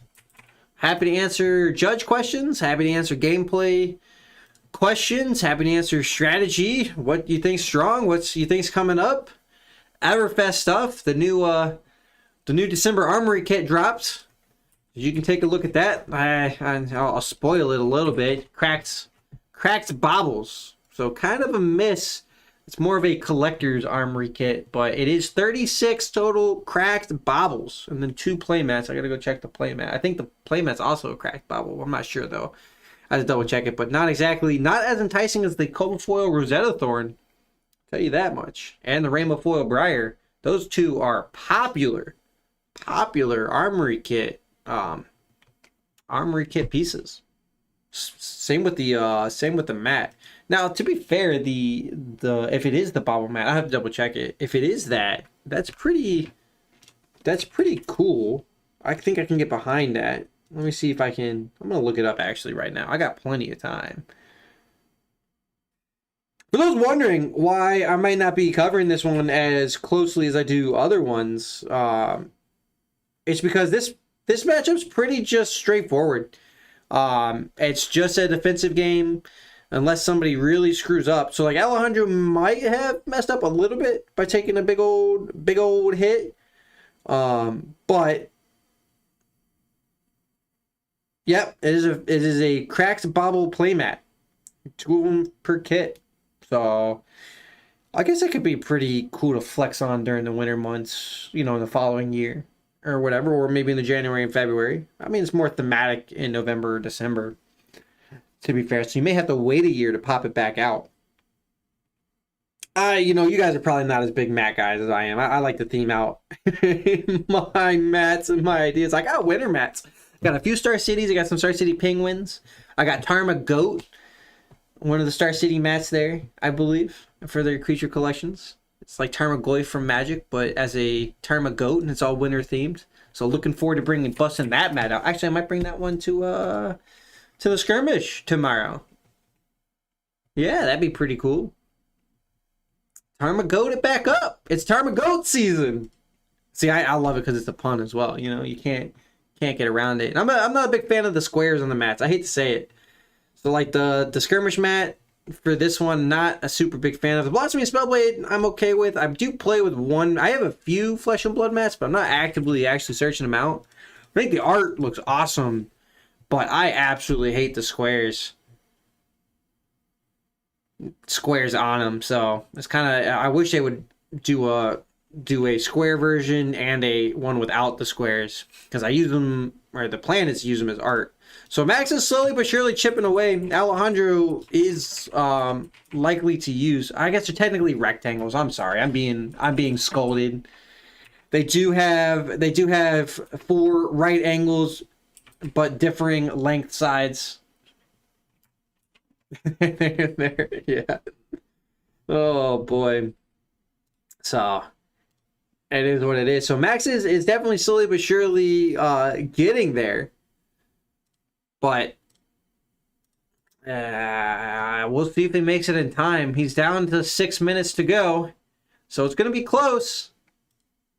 But he might. Oh, Ryan's letting us know he one tired boy. Yeah, I understand that, Ryan. Oh, I'm putting that man on blast on the whole stream. Uh-oh. Whoops. We'll catch him on the next one, though. That's for sure. We will definitely catch him on the next one. Sunday, speaking of the next one. that will be it. Sunday, Out of the Box Gaming's Armory Classic Constructed. So it will be a he took some damage there, down to 5. So 18 to 5. That's it. Max showing the sledge is the right answer in the Oldham v Oldham, and there's no guarantee he gets there though in the time. I didn't catch the attack. Oh, Endless Winter. That's Endless Winter. Yeah, you got it. Throw that one up there. Look at that. Card recognition, baby. Woo! He definitely didn't say it. It was not fused. Yeah, it wasn't fused. I don't see any frostbite tokens getting generated.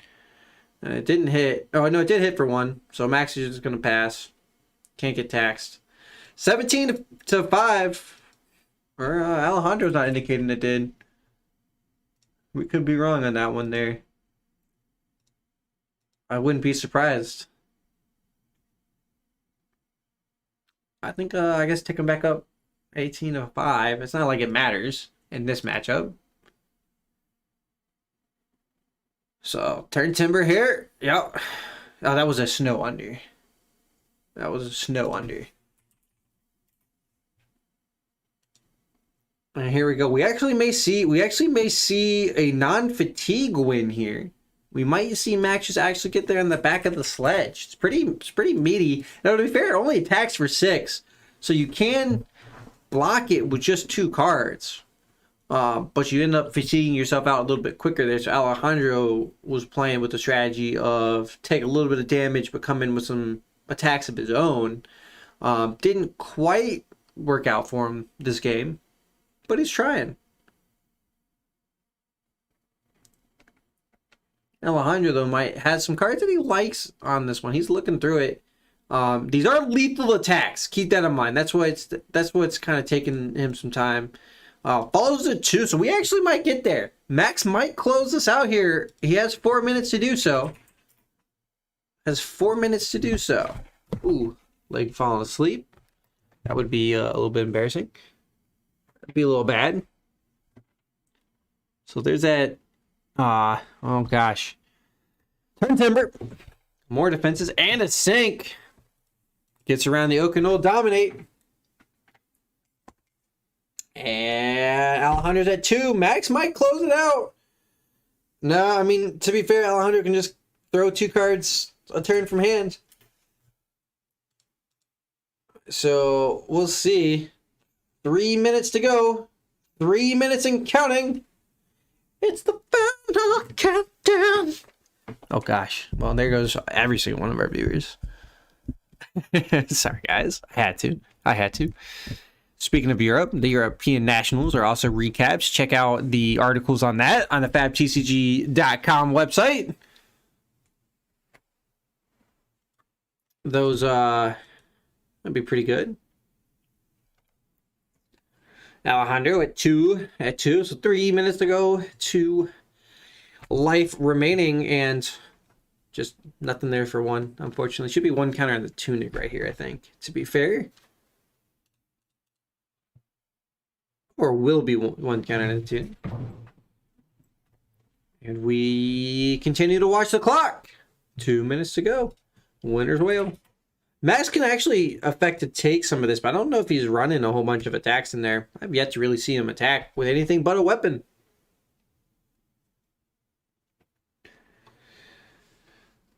So Max blocking 4 at the moment. Just like that. 2 minutes to go still. Somewhere around there. We'll wait till till it ticks 46. Give him the full use of the minute. When it gets to 45 there, at least on my clock. Max is definitely gonna win this one given enough time. But here's the problem: is you start racing the clock, and a lot of times you just can't physically get there. It doesn't even matter if both players are literally playing as fast as physically possible. Sometimes you just can't get there. So 2 minutes left. Well, a minute and some change. Max just trying to keep getting there in the hammer, but Alejandro can just keep throwing cards out, and will eventually will eventually deck out, but not in time. I'll tell you that right now. They would have to get through a lot of turns here. We're still looking at like another 20 or 30 turns practically. I'm going to be real. So like, let's see. Well, not 20 or 30 turns. That was a bit much. It's just going to be divide the number of his deck by 2. And that's how many turns at a minimum are left. And then you also include the fact that there might be a Seeds Horn shenanigans. And then if Alejandro can block with just 1 card out of hand, it still is enough. So in under a minute to go.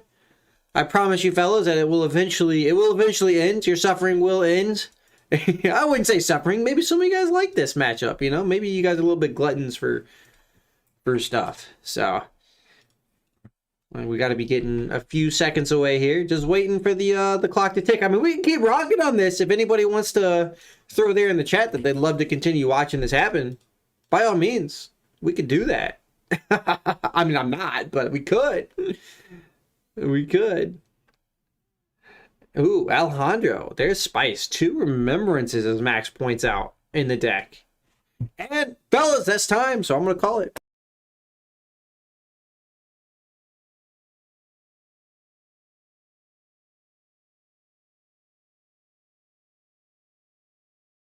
All right. Well, the clock has spoketh. And that will cover it out here in this round. It's going to end as a draw. And that's really, really unfortunate. So I guess Max still gets, I guess, technically 1 more turn here. Because I guess he was passing as it happened. Didn't quite take a look at it. Max takes the damage. He maybe gets there. You know, maybe. Nope. And that'll do it. All right. Well, we want to figure out what's going on there. I think Max is going to take this one to do a concession there from Alejandro because he saw what was happening, and so that will do it there. So great game there from 2 OHIM players. It was nice and quick. It was a nice quick one. Did not freeze up the action at all. But all right, guys, we'll catch you guys in round 5 really quick because that finished round 4. So don't go anywhere. It'll be quick.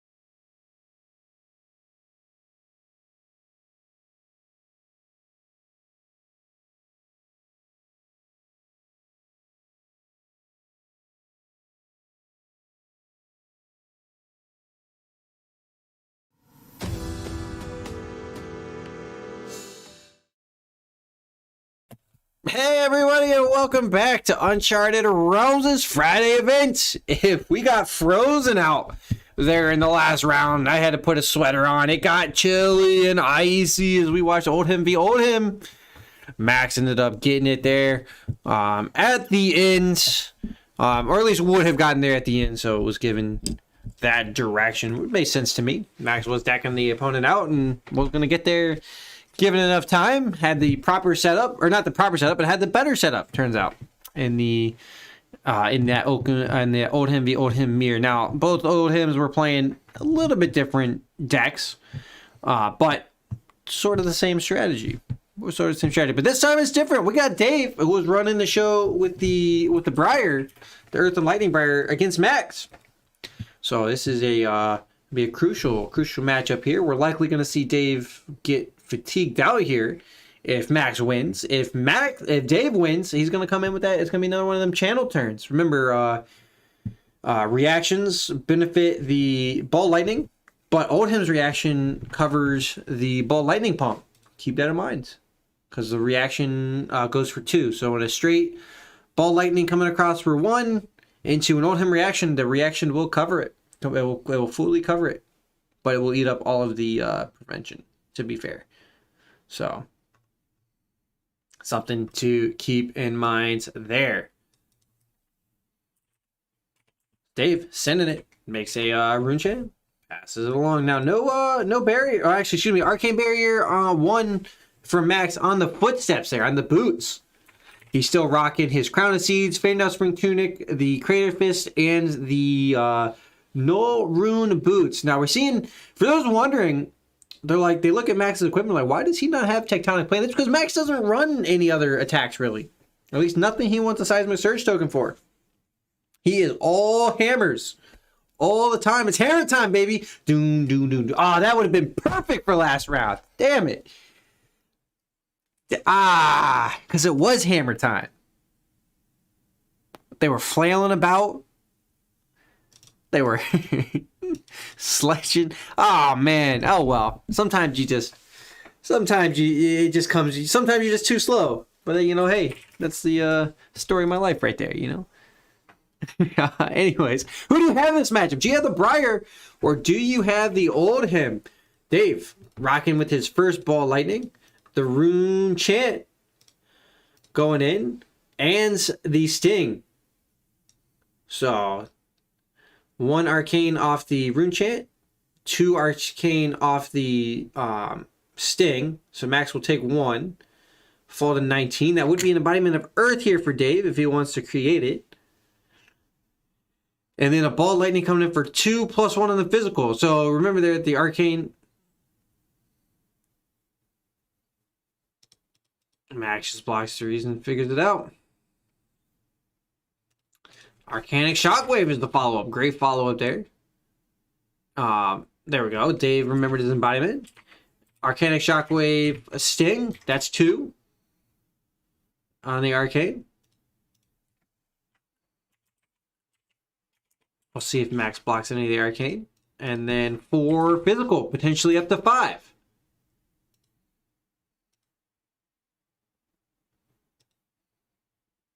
Max goes with the crown on this one. Prevents 1 arcane.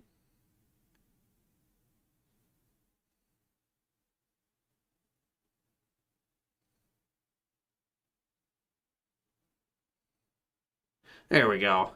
Max had put his pitch to the bottom instead of the arsenal. So Max will likely take the other arcane. Oh, no, we'll see. Nope, he pitches for it. That means we'll probably see the shield thrown out there as well. Arcane block completely. So no additional embodiment from Arcane, thanks to the seeds. It got pumped up for those wondering because the ball lightning on the stack. Or not on the stack. Oh god, this ain't magic. But ball lightning on the chain. On the combat chain, that is.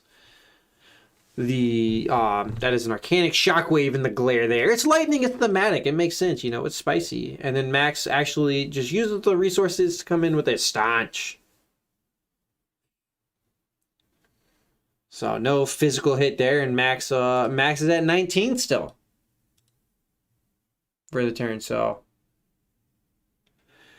Max arsenals and passes. He's full in on the. I mean, for those wondering, he's full in on the fatigue strat. He is just going to look to shield up and survive. The ball lightnings are great options here for Dave if he can combo those with arcane damage, because he can push that through. Dave is gonna want to try to get his thorns going. That's gonna be his way to win.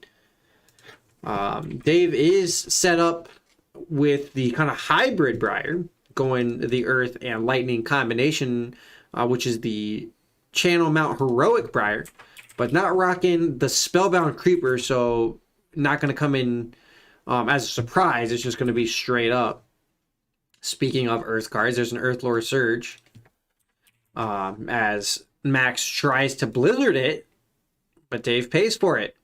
That's the nice thing about Dave's list, as opposed to majority of the Lightning Briars. The majority of Lightning Briars really only rock red. They usually only rock reds.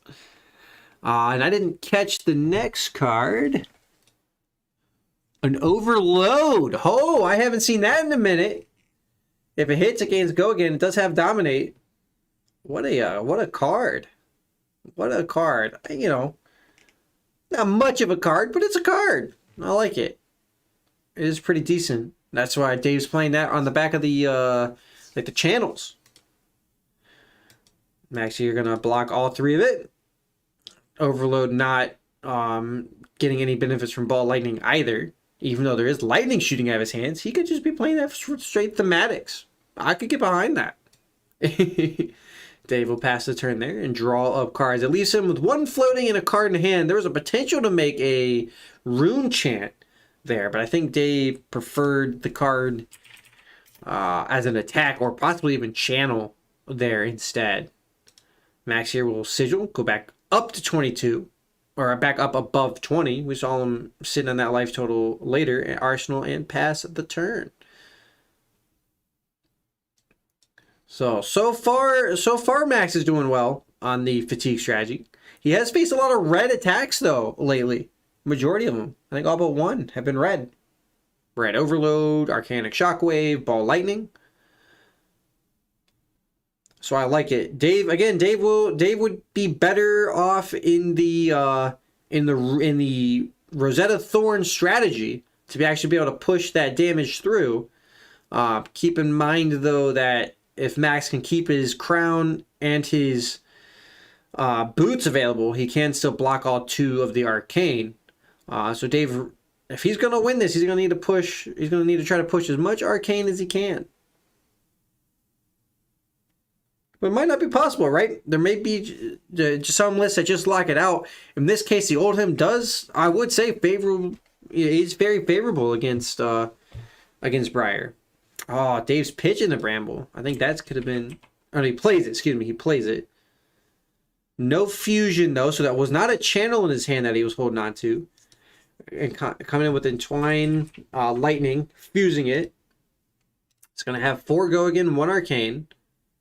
I would have loved to have seen that Bramble Spark get fused. That would have been +3 to the attack, which would have put it into a nice breakpoint range. Would put it up to 7 with 1 Arcane.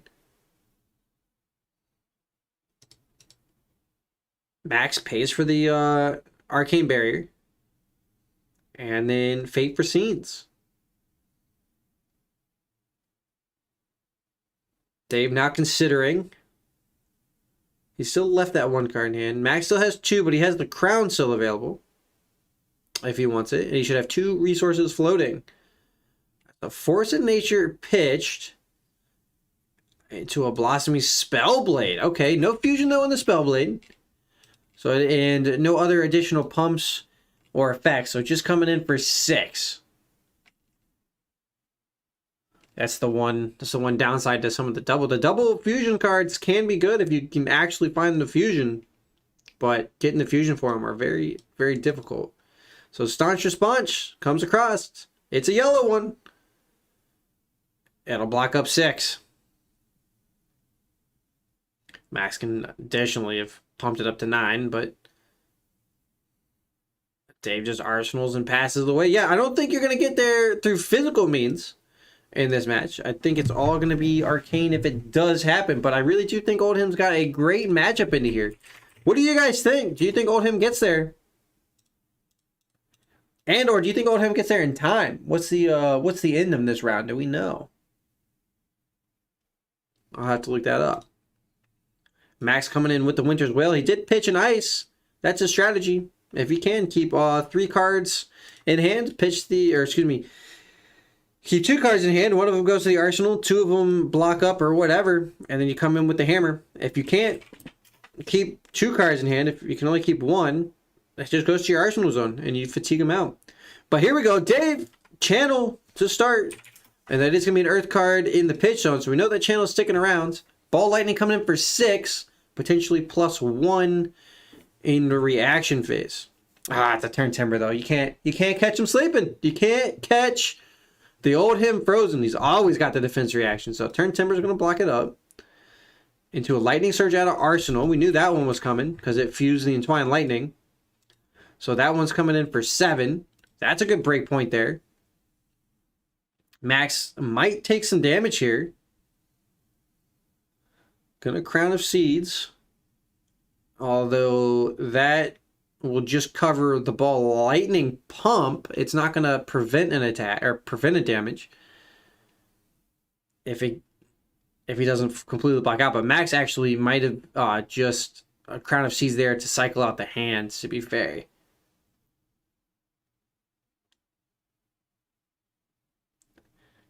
Max looking at probably taking some damage.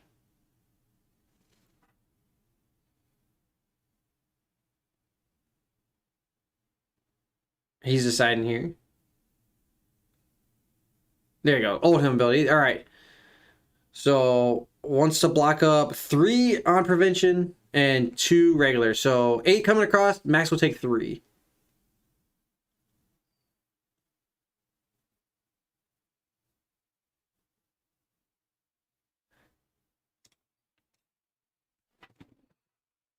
There we go. So Max takes the 3 and red overload, dominate, and hits go again, coming in for 6 thanks to the channel. Doesn't have any other resources to follow up with a thorn though, which would be legit. Max using his whole hand and arsenal and equipment to block up as much as he can. Blocks 3, takes 3. Got him down to 16, Dave does. Dave will clean up. Pays for the channel. We'll draw back up. Max will pass his turn and draw back up. It means no Crown of Seeds here this turn. So there is an opening here for Dave. He's still got the channel. He's got the channel and there's no crown. So if Dave is going to push some hardcore damage, it's going to be right here. So I could be wrong. He might get there just on physical. The blue ball lightning, though. Would love to have seen a red. Would love to see red spells here. I think he's out of red ball lightning zone, maybe. Don't hold me to that. Max going to blizzard it. Forcing Dave to pay.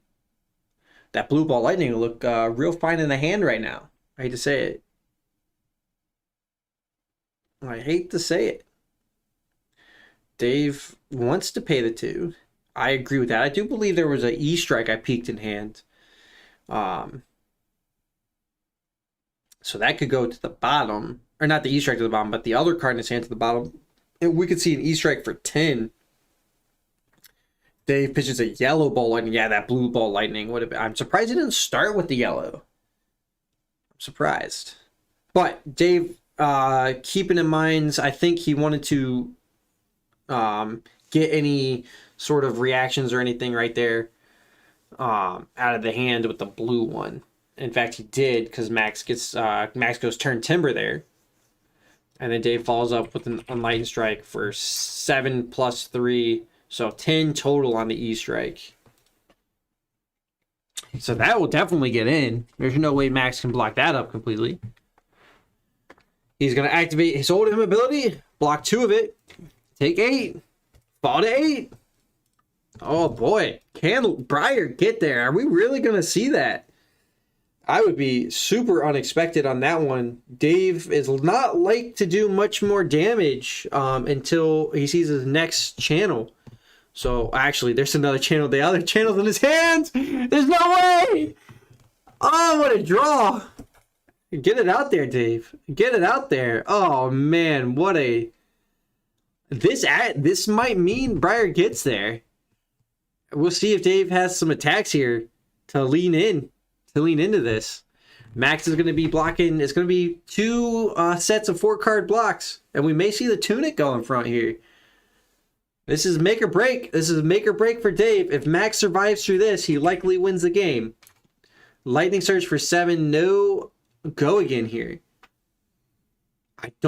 Well, Dave does have the Snapdragon Scalers. Keep that in mind. His Thorn is also active. But it would... Staunch Response for 7. Dave could pop his Snapdragons, which he does. Give it go again.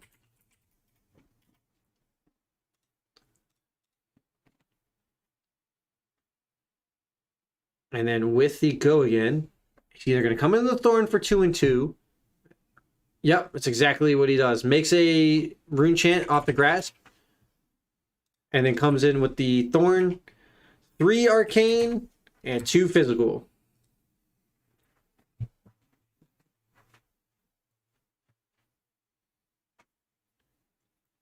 Max will have the 1 floating to block 1 Arcane off the Rune Chants. Now the 2 and 2 from the Rosetta Thorn still coming at him. Doesn't have the Crown and can block 1 more off the boot. So Max could get away with this turn with only taking 1 damage, which I believe he'll probably do. Unless he wants to take extra damage and get a card into Arsenal, which is also a very big possibility there.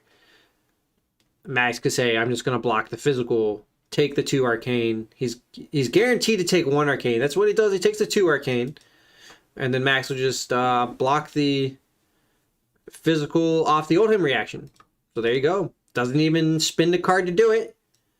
Still strong in the fatigue game. And then Dave puts his Earth card on. He had 2 Earth cards in there, to be fair. He could have kept it from another one. Yep. We'll create 2 embodiments. I had a question there. Alrighty. Seeing a sorcery followed by channel, this could be it. This has to be it, though. Oh, no, not a lot of attacks, though. Weave Earth, though, it's a blue one. That makes the embodiment of lightning. Scar for Scarred. We did see that in hand, though. He did peek it. I guess it doesn't really matter. 1 Arcane, 7 with a go again. Now, to be fair, I think Dave probably should have done it the other way with Scar for a Scar and then the Snatch. I guess it doesn't really matter. You can only get 1 go again.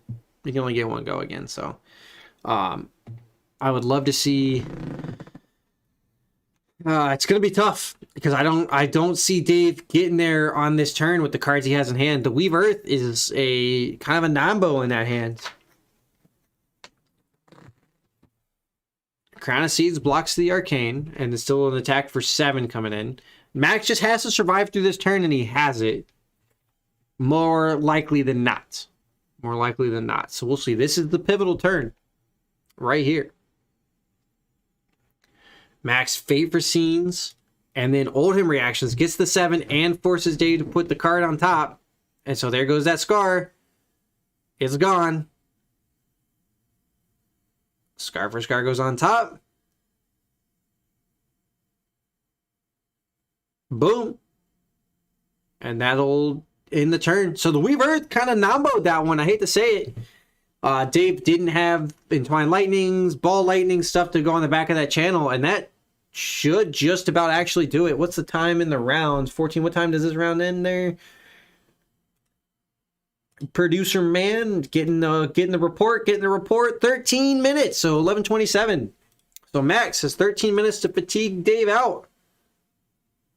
Now the reason some of you are saying like, hey, what's up with that? If you remember in the previous match, how much damage can be blocked a turn, even in this game, how much damage can be blocked up. Max likely has the shields up completely now. The channel mount heroic turns are pretty spicy. And Dave is now missing those turns, or he's out of those turns. And I believe, unless he comes in with the arcane damage at that point, is not going to be able to close out the match due to Max being able to block enough. But I mean, we'll find out. I could always be proven wrong. Winter's Whale there coming across as an attack for 4. I know it's exciting gameplay to consider. Dave has mentioned he is a little bit newer to the webcam games. He's joining us for the first time today, doing an awesome job at it. Doing an awesome job. We got to see him for 3 games now, I believe is what that is. Right? Oh no, we're in round 5. Yeah, I believe we've seen Dave for... Is this his 3rd game? Double checking right now. It's his 3rd game, yeah. It's his 3rd game on stream, so we're very happy to have Dave. Thanks for coming out there, Dave, if you're watching this back later. For those who want to come be like Dave, come out and hang out, be on stream, potentially, and come just to have some good time, have fun, play some games up with some very competitive players and friendly players, hit that Discord link down below and come sign up for some events, or just come hang out and look for games. We got 2 events, 2 armory events a week. We got ours on Friday night, 8 p.m. Eastern Central Time. That's usually in the Blitz format. That's Armory Blitz. And we host Out of the Box Gaming's Armory event on Sundays. So we cover that for him on Sundays. That's at 2 p.m. Eastern Standard Time. And that is usually, he usually runs that as a Classic Constructed. Or it's usually run as Classic Constructed. That's usually the choice. So E-Strike went in there the first time, got blocked up, no surprise. And then a Scar for a Scar to follow up. Crown to start. Still looking for 3 more. Max is. And finds it on the sink.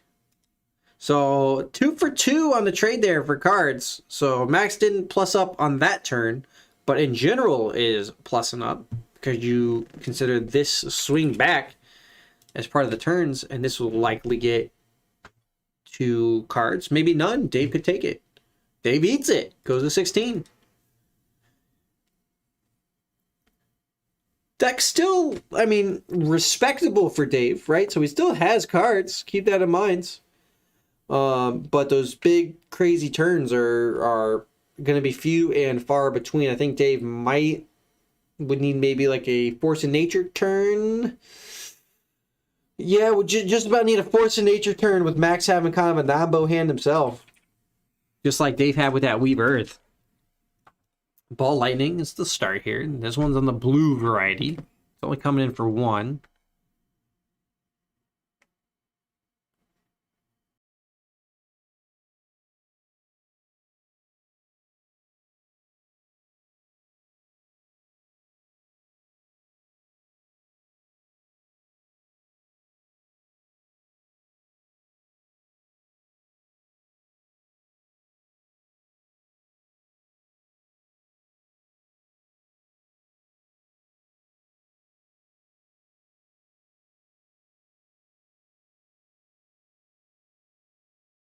All right, little clarification there on replacement effects.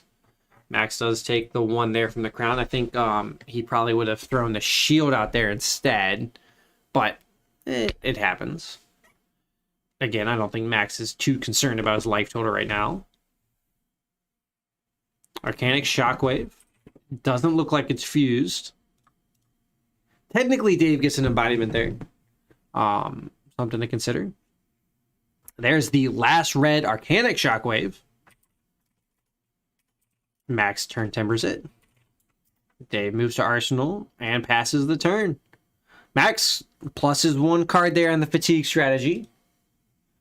As we look at the clock, and I believe I'm seeing 8 minutes to go. Not 18. Oh God, I would have killed you guys. 8 minutes to go. Dave looking to discard 1, 2, 3, 4, 5, 6, 7, 8, 9, 10, 11, 12, 13, 14. I didn't count. He's nicely counting the deck for us. 10 cards! Yep, I was getting up there. I was getting close. On the graveyard. I missed a lot. Dave down to 10. Winner's Whale coming in for 4. Dave probably just needs to take it. I hate to say it. At this stage, he's got to try to find that damage back. He snuck one in last turn, but Max is on guard for replacement effect shenanigans now. There we go. Max lets him get the embodiment of Earth from that ball lightning that snuck in. I think on another turn, Max would not have crowned. If Max had kind of identified it or realized it, he would have done the Ram's Head instead. Put that resource in the Ram's Head. Now prevented the damage. Pulse thrown out there by Dave. Does not keep it. Throws the pulse out there. It's going to block for 4. Thanks to the embodiment of Earth. So Max passes the turn. Goes up another card in the fatigue game. And sends it back Dave's way. So Dave's got a total of 14 cards total to work with. That's 10 in deck. 10 in deck. Count it. 10. 3 cards in hand and 1 in arsenal. Well on his way to being left out in the cold. Oh, there's another good one. There's another good one. If you're cold, they're cold. Go ahead and bring that Briar inside. Max not gonna allow that to happen. I'm not. Yeah, I get so much disapproval today. So much disapproval. I hear you there. Max blocks it up. Staunch response. That's for 6. Block 6. Dave draws 4. What does that make left in the deck? We're going Blue's Clues style. Well, that leaves 6 left in the deck. Because he drew up 4. Actually, nope. 2 and under as well. I'm sorry. Excuse me. 2 and under. So 8 left in the deck there by Dave. Dave effectively drew 2 cards. Force of Nature. Here we go. It's fused. Earthlore Surge was a fusion. Another Force of Nature with the Earthlore. Okay. So now +2 to the next attack. It double on hit if it hits. Which, let's be real. I'm going to be honest with you fellas. It's not going to hit. Dave pitches Tome to play Earth. I feel like maybe... Yeah. +5 because that's a blue Earthlord. Excuse us. If it hits, Dave will draw 2 cards, actually. He says he only draw 1, but he'll draw 2, technically. Yep. He calls it us to Scar for a Scar with Go Again.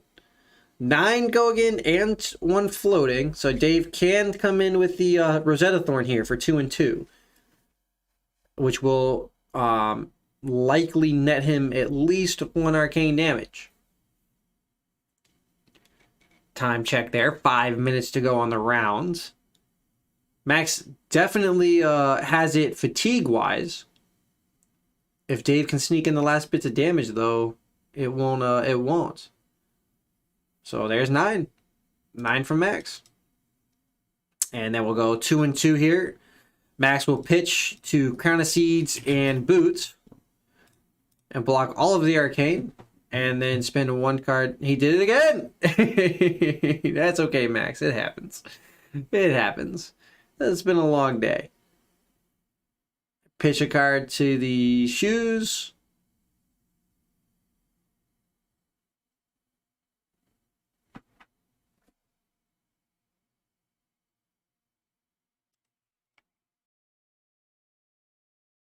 Hold on a second. Okay, there you go. Yeah, Max, he could have stacked that actually a little bit better, I think. Nope, that makes sense. Nope, makes sense. Crown of Seeds and the Ram's Head block 2 physical and went to 1 on the arcane. Or Max could have blocked both arcane and 1 physical. That's what I was thinking. So he just did it the opposite way. Still makes 3. All right, Dave, Bramble Spark. Revealing the amulet, then plays the amulet, then gets the embodiment of lightning. So next one's +3. Ball lightning. Oh, hello. There's 2. It already has Go Again, though. It eats his embodiment. So going in for 5, and that eats his embodiment of lightning. It does. I think Dave just wanted the ball lightning effect on that Bramble Spark. We could have potentially seen ball lightning first into Bramble Spark, and Dave puts it on another card, so that way he could get that embodiment going. Now, to be fair, he can also pop the Amulet of Earth, so Dave may catch Max napping on this. Keep that in mind, because he can pump that up to 6, and then it will do an extra 2 total. This is our we're waiting on 2 matches. This is one of them. Down to 2 minutes to go. Max gonna block 6.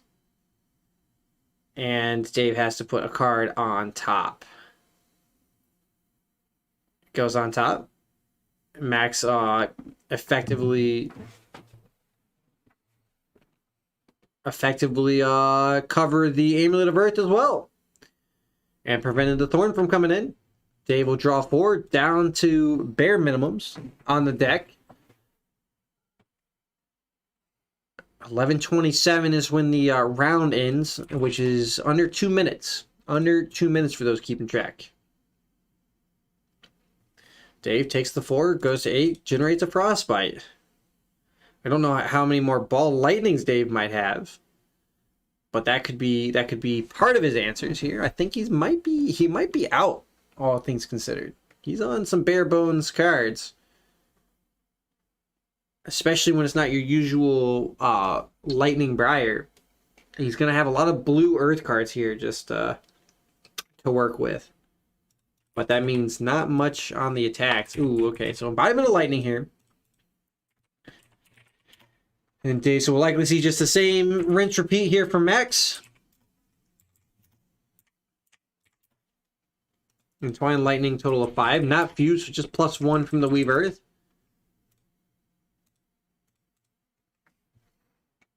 Dave did have to pay for all of that because of the Frostbite. So we got that covered. It came back. I guess Dave technically could have made a Rune Chant here with that 2 floating, but I think he'll come in with the Thorn instead. Without the Frostbite, he could have done both.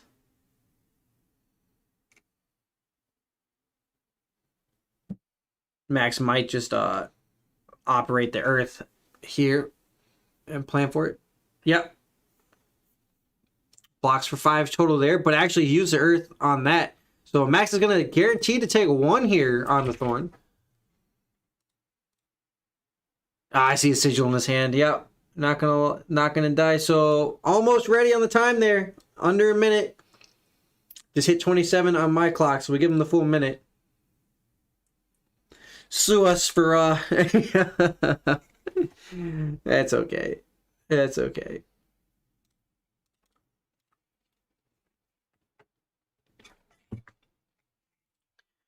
Max Arsenal passes. Dave, he's fresh out. And that is going to be time, so I got to call it, unfortunately. Or we might just let this one go. Fuck it. Dave, coming in with a snatch. I like conclusive games. To be fair, Max is going to have it anyways. And prizes are random here, so it's not really super determined. So we'll keep it going. Give him a little extension.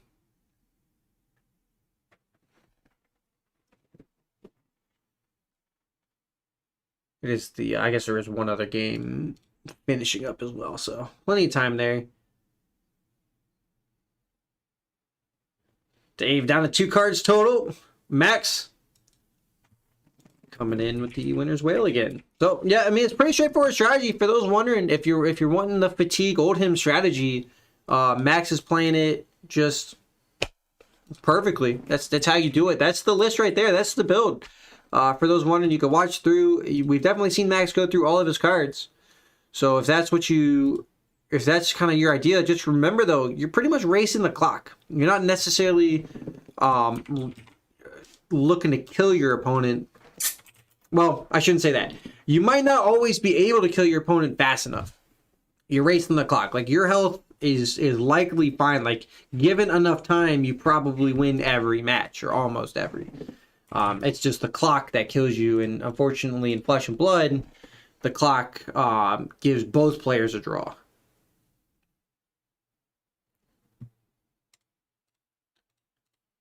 So just keep that in mind. That's actually why I pulled off of the tank. Prism I had been talking about a whole bunch prior to Nationals. I was really about that deck, but after I really started timing it and tried to like get it super quick, the tank Prism just could not get there in time. Like I was finishing the games I won quickly, finishing like 55 minutes. I was like, that's not gonna do it. But there you go. Max closes it out. Takes the game. And close it out here for round number 5. We got prize giveaway, fellas. Prize giveaway, and then round number 6. So don't go anywhere. Come at you shortly.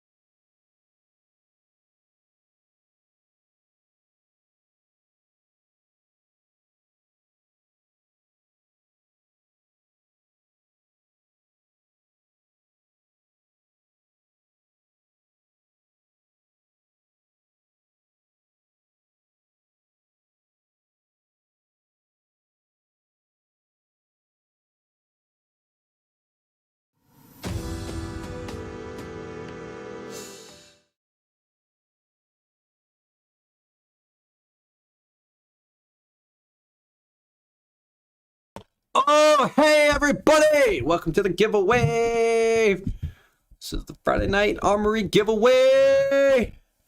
Oh boy, Max as our names in there. as our top there. We did just see in that last round, Max took it. Yeah, I hate draws. I'm glad they were finished that one out. Good luck, everybody. I assume everybody's here. If you see your name on the list, John, if you want to scroll through, you already enlarged it. Once you figured that out, that was a game changer. Big brain, bro. Dude, could you imagine watching back and seeing the scroll? Yeah. Like how bad were we back then, you know? Like back then, that was like a month ago. The whole time. And we were just scrolling through the list the whole time, but who knew you could enlarge it?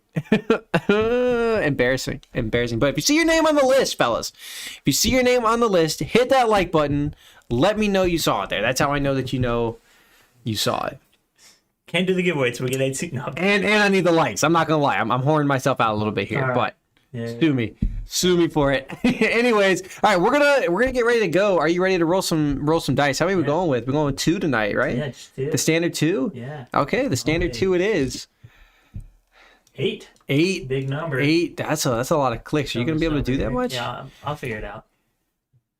I've been training Sean, how you in my doing? off time, getting my Farming you for likes. You know it, Dave. Yeah. I have to. I gotta do something. I gotta get my own hustle in, you know? All right, it's 1. Please, sir. Some more likes. Oh God, Okay. that's gonna get clipped. All right, that's 2. 3. John's counting it. You can count it. Go. Oh, 4. I'll count it. Yeah, all right, yeah. all right. Let me do it. 5. Oh, 6. You got 2 more to go. Oh. Oh, the next one. next one. Number 8. Next one. That's 8. All Next right. one. Philip nails the Coldfoil Rosetta Thorn. Chad, or the Matt gets the choice. Chad gets the second pick after that. Roberto after that. Chad, you may or may not walk away with that Matt, depending on what Philip wants. Philip, you may or may not walk away with that Coldfoil. It's all up to you. It's your choice. With the big O as well. You know it, Philip.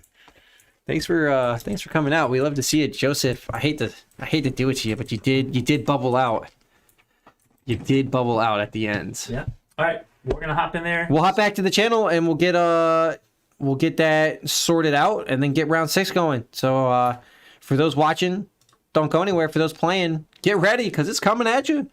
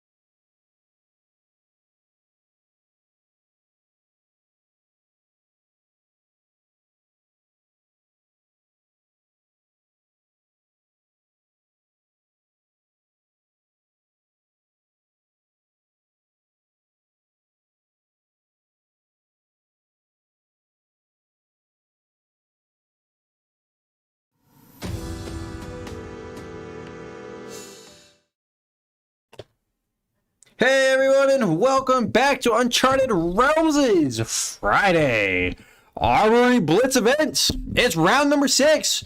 You got Roberto against, you know it, Max, the chill man himself, the Arnold Schwarzenegger. Oh, that was really bad there. Hold on a second. The Arnold. There we go. There we go. I was a little bit too excited when I went to say it the first time. On the field.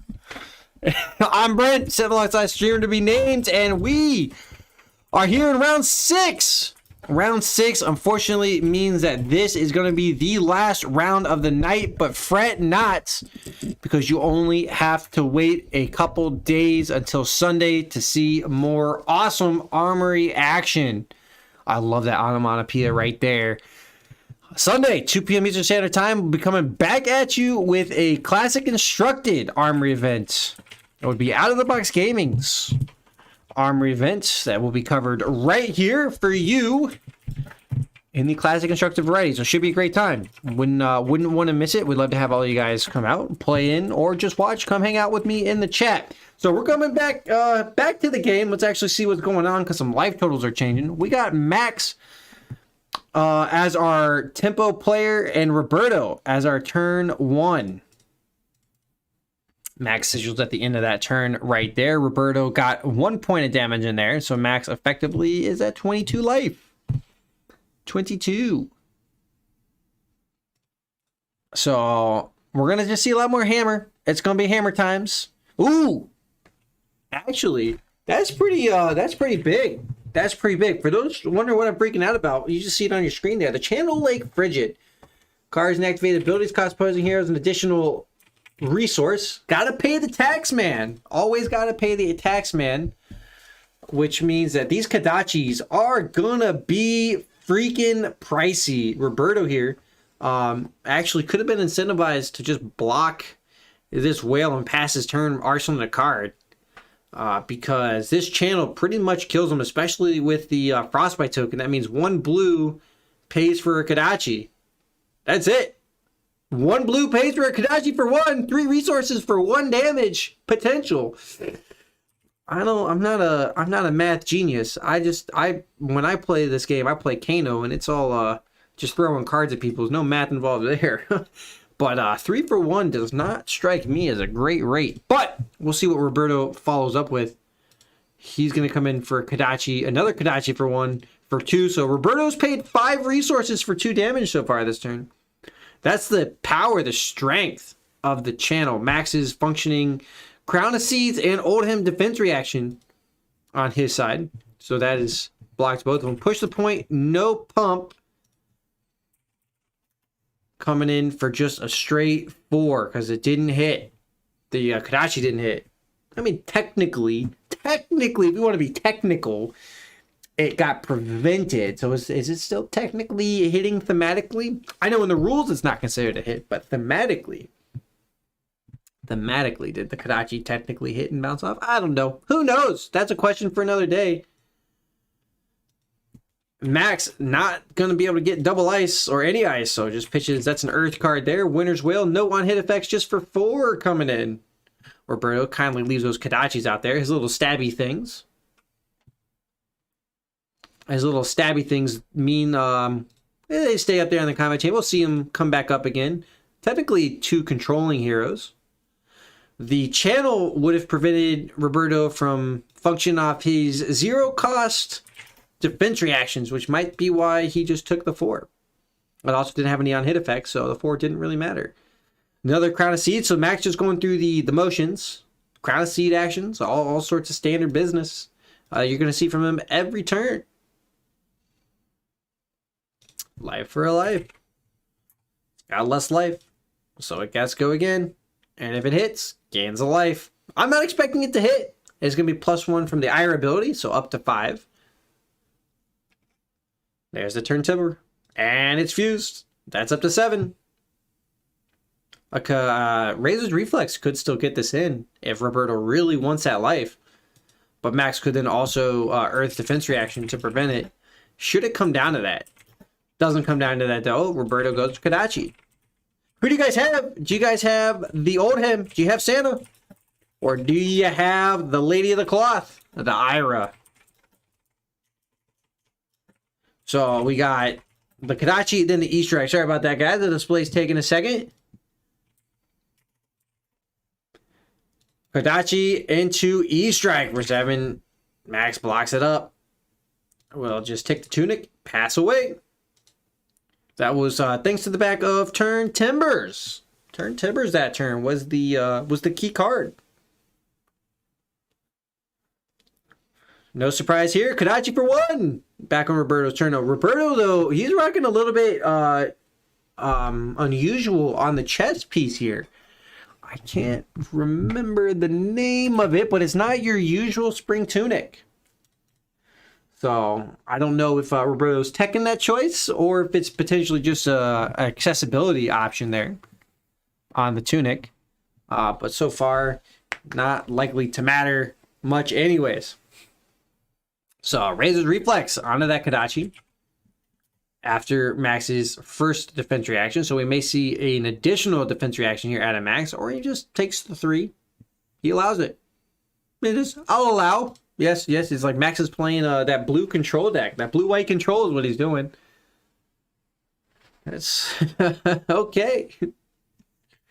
Roberto Arsenal's a card. Max takes tunic. Likely Arsenal's a card. Swings with the whale. Not in that order that I said. It's going to be the opposite order. Oh! I'm surprised. I got bamboozled. Okay, Sigil and Sigil. We'll just, everybody gains 3 life. How about we shortcut that and nobody gains life? So 15 to 22. Stink below. Max Arsenals, and it passes back. No surprise there. The only, well, I mean, I should say the surprise was that Sigil. That was the Sigil. That was a surprise. I thought Max would just keep a card in hand. We'll start counting, right? So something to keep an eye on for those kind of watching this. It's kind of, again, another kind of Nambo kind of game. It's just what Oldham does. I wouldn't say Nambo is in like a non-eventful or non-fun game. I say it is more of a, it's a very straightforward and simple game plan. And it is pretty much, almost, I would say almost guaranteed that Max gets the game. Almost. Max is really fighting the clock. He's not necessarily fighting his opponent. Now, of course, there are decks that potentially can get in there. And get there. That Ravenous Rabble there came in only for, it's going to be reduced by 3, so it's only going to come in for 1, or no, excuse me, for 2. Because 5 minus 3 makes 2, so it's going to be 0 for 2, go again. Great new addition. You see that also in the Lightning Briar decks, the Ravenous Rabble. But the key thing to keep an eye on is keep an eye on how many cards move to the graveyard through a turn cycle. So one of Roberto's turn plus 1 of Max's turn. And keep an eye how many cards move to the graveyard, and you can just see the fatigue in action. You can see how it works for those like really curious or want to understand it. So in this case right now, we have 1 card for Roberto makes its way to the graveyard, and 1 card for Max. So right now Max is even on that fatigue for just that turn, and then go into his turn cycle, right? Roberto blocks 1 card from the hand. So Max there pluses up 1 card. You do that enough times, you know, sometimes you get 2 cards, sometimes you even get 3. But as long as Max keeps that rate, he's going to be successful. And he also might get some damage in there because the Winter's Whale has that nice 4 damage breakpoint. So you get above a 1 card block, not including defense reactions, not included. Oldham can kind of get there because Max can block with the shield for 1, do the crowns for 1, and Oldham for 2. He's got 4 damage prevention and just straight. He's got 4 block and just straight damage prevention. So something to keep in mind there, that those cards all go to the bottom with the pitch, which just makes it just straight money. And that's exactly what we're seeing on both of these Kodachis. Crown of Seeds blocked the first one. Oldham, I mean, it's the same song and dance. Blocks the second one, and then Max then relies on the back of defense reactions against to get the rest of the remaining block in there to just be able to block 1 card. So it gets to throw the shield in front plus the Fate Foreseen, block the 5. We saw a Sink Below on top. It did peek through on the camera, so he'll leave that one on top. And then the Max's turn, right? So one card to one card there for Roberto. Tunic takes up, and Max will come in with the Winter's Wail, and then Roberto will throw another card in here, or take the damage and get the Frostbite. He's going to go reactions there, and Max is going to get an additional card here. So Max has plussed up another card. So over the last turn cycle, he's plussed up 2 cards. You guys can see where that one's going. Over enough turns, it just gets there. And then as the opponent starts doing blue, as you start getting into cycling through the deck, start getting into the blue attacks, you run out of reds, it gets easier for Max to block it up. The Winter's Wail never loses its pizzazz, looks pretty good late. An attack for 4 late is pretty good. And then that's where that comes in to effect. So no surprise here. It's going to be the same sing, song, and dance. Same old story.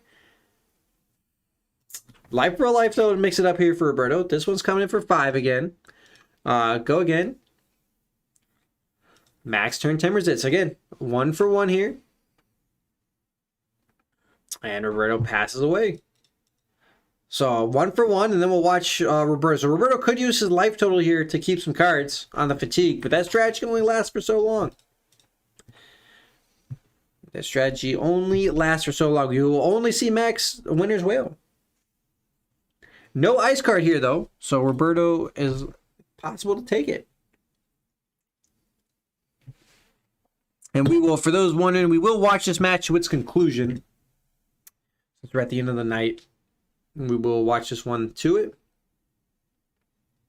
It will likely be our longest match of the night. Not of the night, but our last standing match of those here in round 6. And we just get to watch Max go play solitaire with himself. Go through the motions. How about that, producer man? Yeah? Excitement over here next to me. I'll tell you what. It's absolute thrilling. This man loves himself some Oldhim gameplay. How are you guys doing, though? Let me know how you're doing as you kind of filter in and out here in the match. Those are coming from, finishing up their final matches of the event, or those watching it back. Let me know how you're doing. If you enjoyed today's coverage, or if you enjoyed the event, make sure you hit that like button. Hit that subscribe if you want to. I guess I won't whore myself out too much for it, but the biggest thing you do want to click on is that Discord link in the description below. Come join the server. Come look for some games. Come hang out. Join the chat. And more critically, come sign up for events. We'd love to have you. We'd love to see you at one of our events. I'd love to have you come play. Very friendly. Again, 2 events a week. Very friendly, but also very competitive. I like to call it casually competitive. Everybody's more than willing to welcome in new players, whether this is your first webcam event or first time playing Flesh and Blood in general, actually. So there's no restrictions there. More than happy to help. Can also get some games in with you throughout the week if you want to learn and prep up prior to an event. So by all means, come join in. We have, I think we're up to, are we over 20 countries yet? What was the last count? Was it 22 countries on the last count? I feel like I could be making that up. I know it's more than 16 and probably under 25. So somewhere in that range. So call it 20 plus or minus 4. Something like that. I'll have to recount it. We recently got to add Mexico, I think, to the list. Was the most recent, unless somebody came in there. But some notable mentions is Norway, a lot of Germany, the UK. Having those fellas have been a little bit busy with their nationals lately, though. Canada is another big one here. Obviously the US, gotta say. But Costa Rica fellas, actually, you see those a lot. I saw Kenneth, if you're watching, I saw you pop in to the lobbies there a little bit. We missed you tonight. I'm shouting out Kenneth specifically there. But the Costa Rica fellows are fighting for the gold foil. They're racing each other. They're trying to get it. We've helped a few people get their gold foils, or at least been a stepping stone on their journey, on their path. Been very excited about that. We were very happy with that one. So, Razor's Reflex and Max blocks 12. He's not letting it through. A second Razor Reflex there from Roberto will not do it, or will not get it through. That was actually his second one in total for this match. So it is going to prevent the go again. I think Roberto may have had the combo piece there. Kind of looked like it. He did not seem too happy that he didn't get that card through. I think he was looking at a big turn there. Max just had the double defense reaction, so that was pretty crazy, actually. So yeah, I mean, it's just gonna be the straightforward gameplay. I was wondering why the old him doesn't necessarily get as much direct coverage or talking about the game, because it's gonna be just the same stuff back and forth. The big times you might wanna peek at it is if Max ends up taking a whole bunch of damage, that would be the time to look there. But more often than not, Max would probably finish this game, I would say, above 15 life at least. He may near the end soak up some damage, but he really doesn't have to.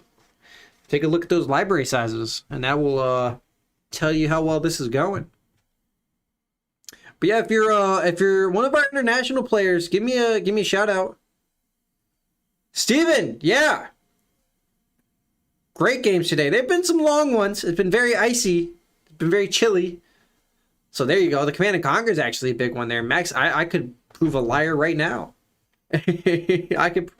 He'll block 3 and maybe function his defense reaction. Nope, takes 3 there.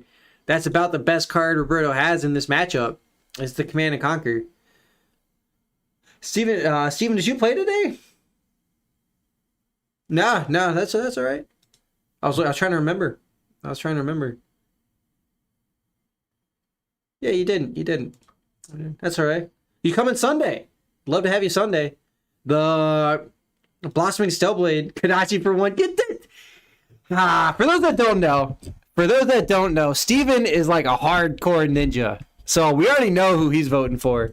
I already know he legitimately will play equipment because it's ninja equipment and say, screw Arcane Barrier because it's not ninja equipment. He'll do it. Steven is one mad lad, but he's awesome. He's a very great player, very great ninja player. Keep that in mind. Does pretty well for himself. Does very well for himself, actually. I shouldn't undercut that one. Roberto still going through cards. But good to see you, Steven. Good to see you. Hey, you guys never told me what happened on getting into nationals or not. I don't think I ever followed up with you guys on that one. I'm curious to know what happens or what they told you guys.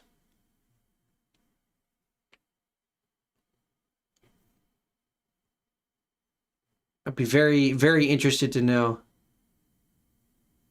Nice. Okay. All right. I hear you.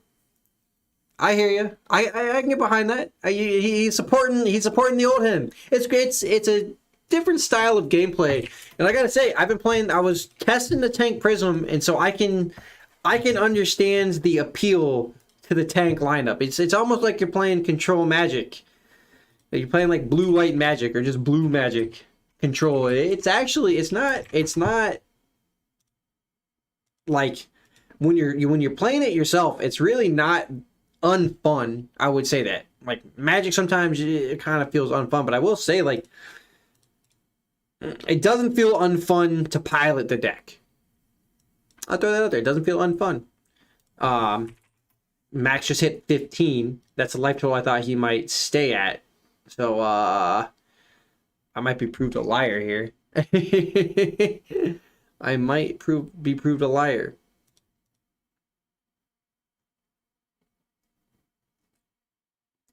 I just saw for my European fellows over there and my, to those UK guys I know that we're looking forward to. I believe the calling Utrecht, I think I pronounced that, however you pronounce that, the European calling got canceled, I believe.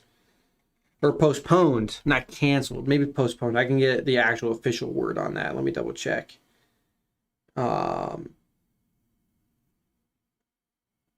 I also know that the Taiwan Nationals just got finished. Or is going on, excuse me. I believe it's going on. Still going on right now, so we should have some players come in, let us know how that happened or how that went. Maybe in some future events. Ooh, flying kick, that's a big attack. That was coming in for 7. But turn timber. Turned it. He turns it away. It's for 8. There you go. I think Roberto's seen the writing on the wall.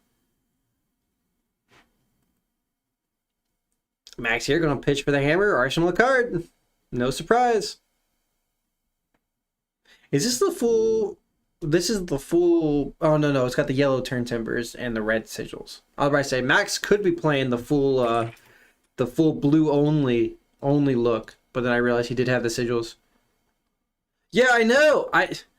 I'm so upset about that, Steven. Steven, for those that don't have the chat up, is reminding us that they don't have the Nationals in Costa Rica because Latin America is not supported yet, really.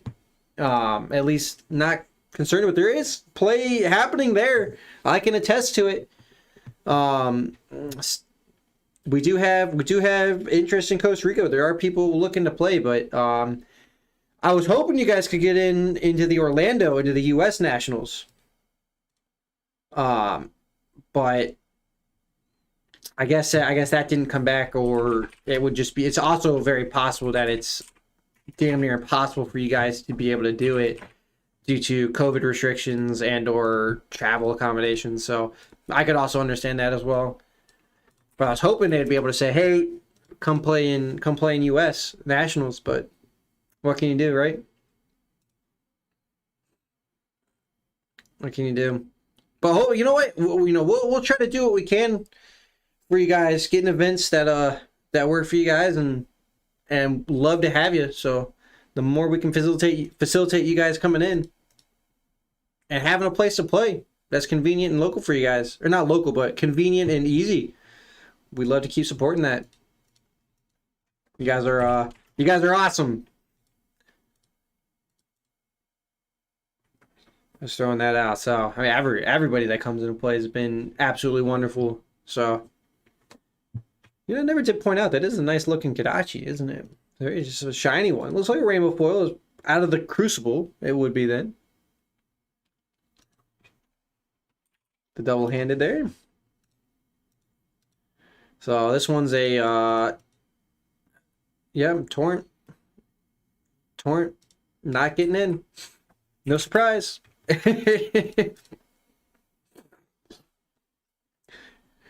Steven, if we do a big invite tournament, I'll make sure you guys get you Costa Rica guys get an invite. We've been toying around with the idea of running online tournaments. The big thing there is it gets weird. It gets weird when you start attaching a big prize value to something for the webcams, and people might be able to. Then you got to start really talking about cheating and webcam discipline and what was the word I was looking for here? Manners or whatever it comes across there. I'm keeping the hand there, like, okay, the hand comes off for a second. Oh no, I'm type of like, we don't like to be the gotcha guys. Oh, there's another little little onomatopoeia almost. Roberto, deck getting thin. Deck getting thin. Fellas, we are this one's close. He might have under 4 or 5 cards in that deck. Actually, he may only have 3 there. We're gonna find out. I think actually it's a little bit higher up than what I said, but it's definitely under 10. I'll tell you that much. Max here with a healthy looking deck, although I will say his deck is a lot thinner than it usually is. That's the strength of Ira. Although the Crown Oldhim reaction is just insane.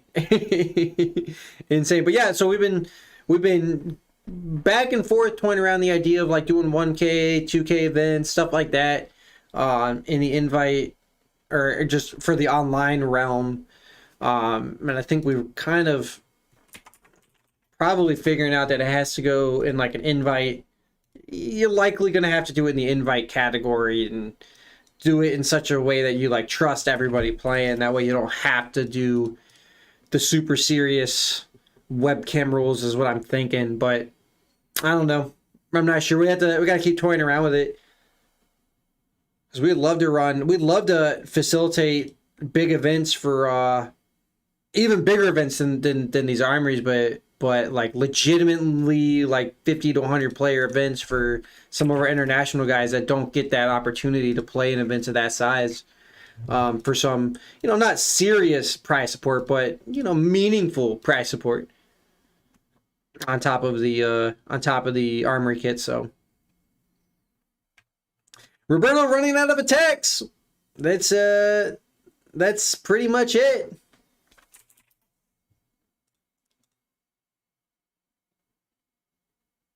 Ah, okay.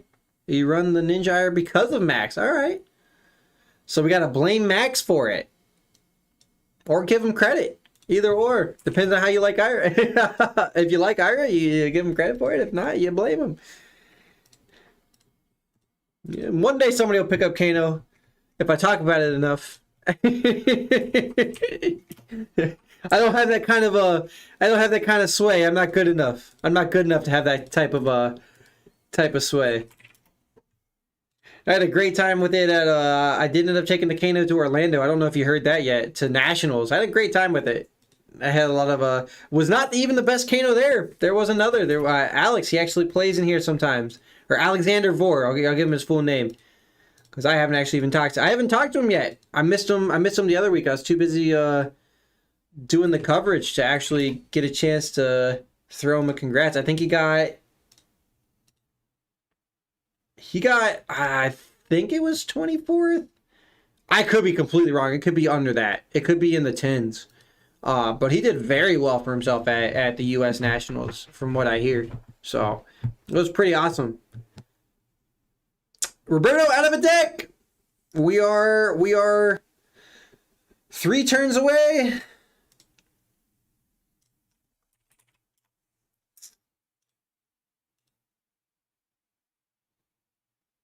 Roberto would just block 3, take 1 down to 6, and Mac, yep, so we're 3 turns away.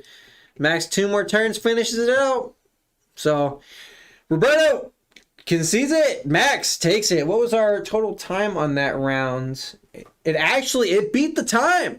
Matt beat the time. Look at them apples. I thought we might be here for a little bit longer, but no. No, Max was able to do it. Takes a clean run on today's event. You gotta love it. You gotta love it. Had a great time.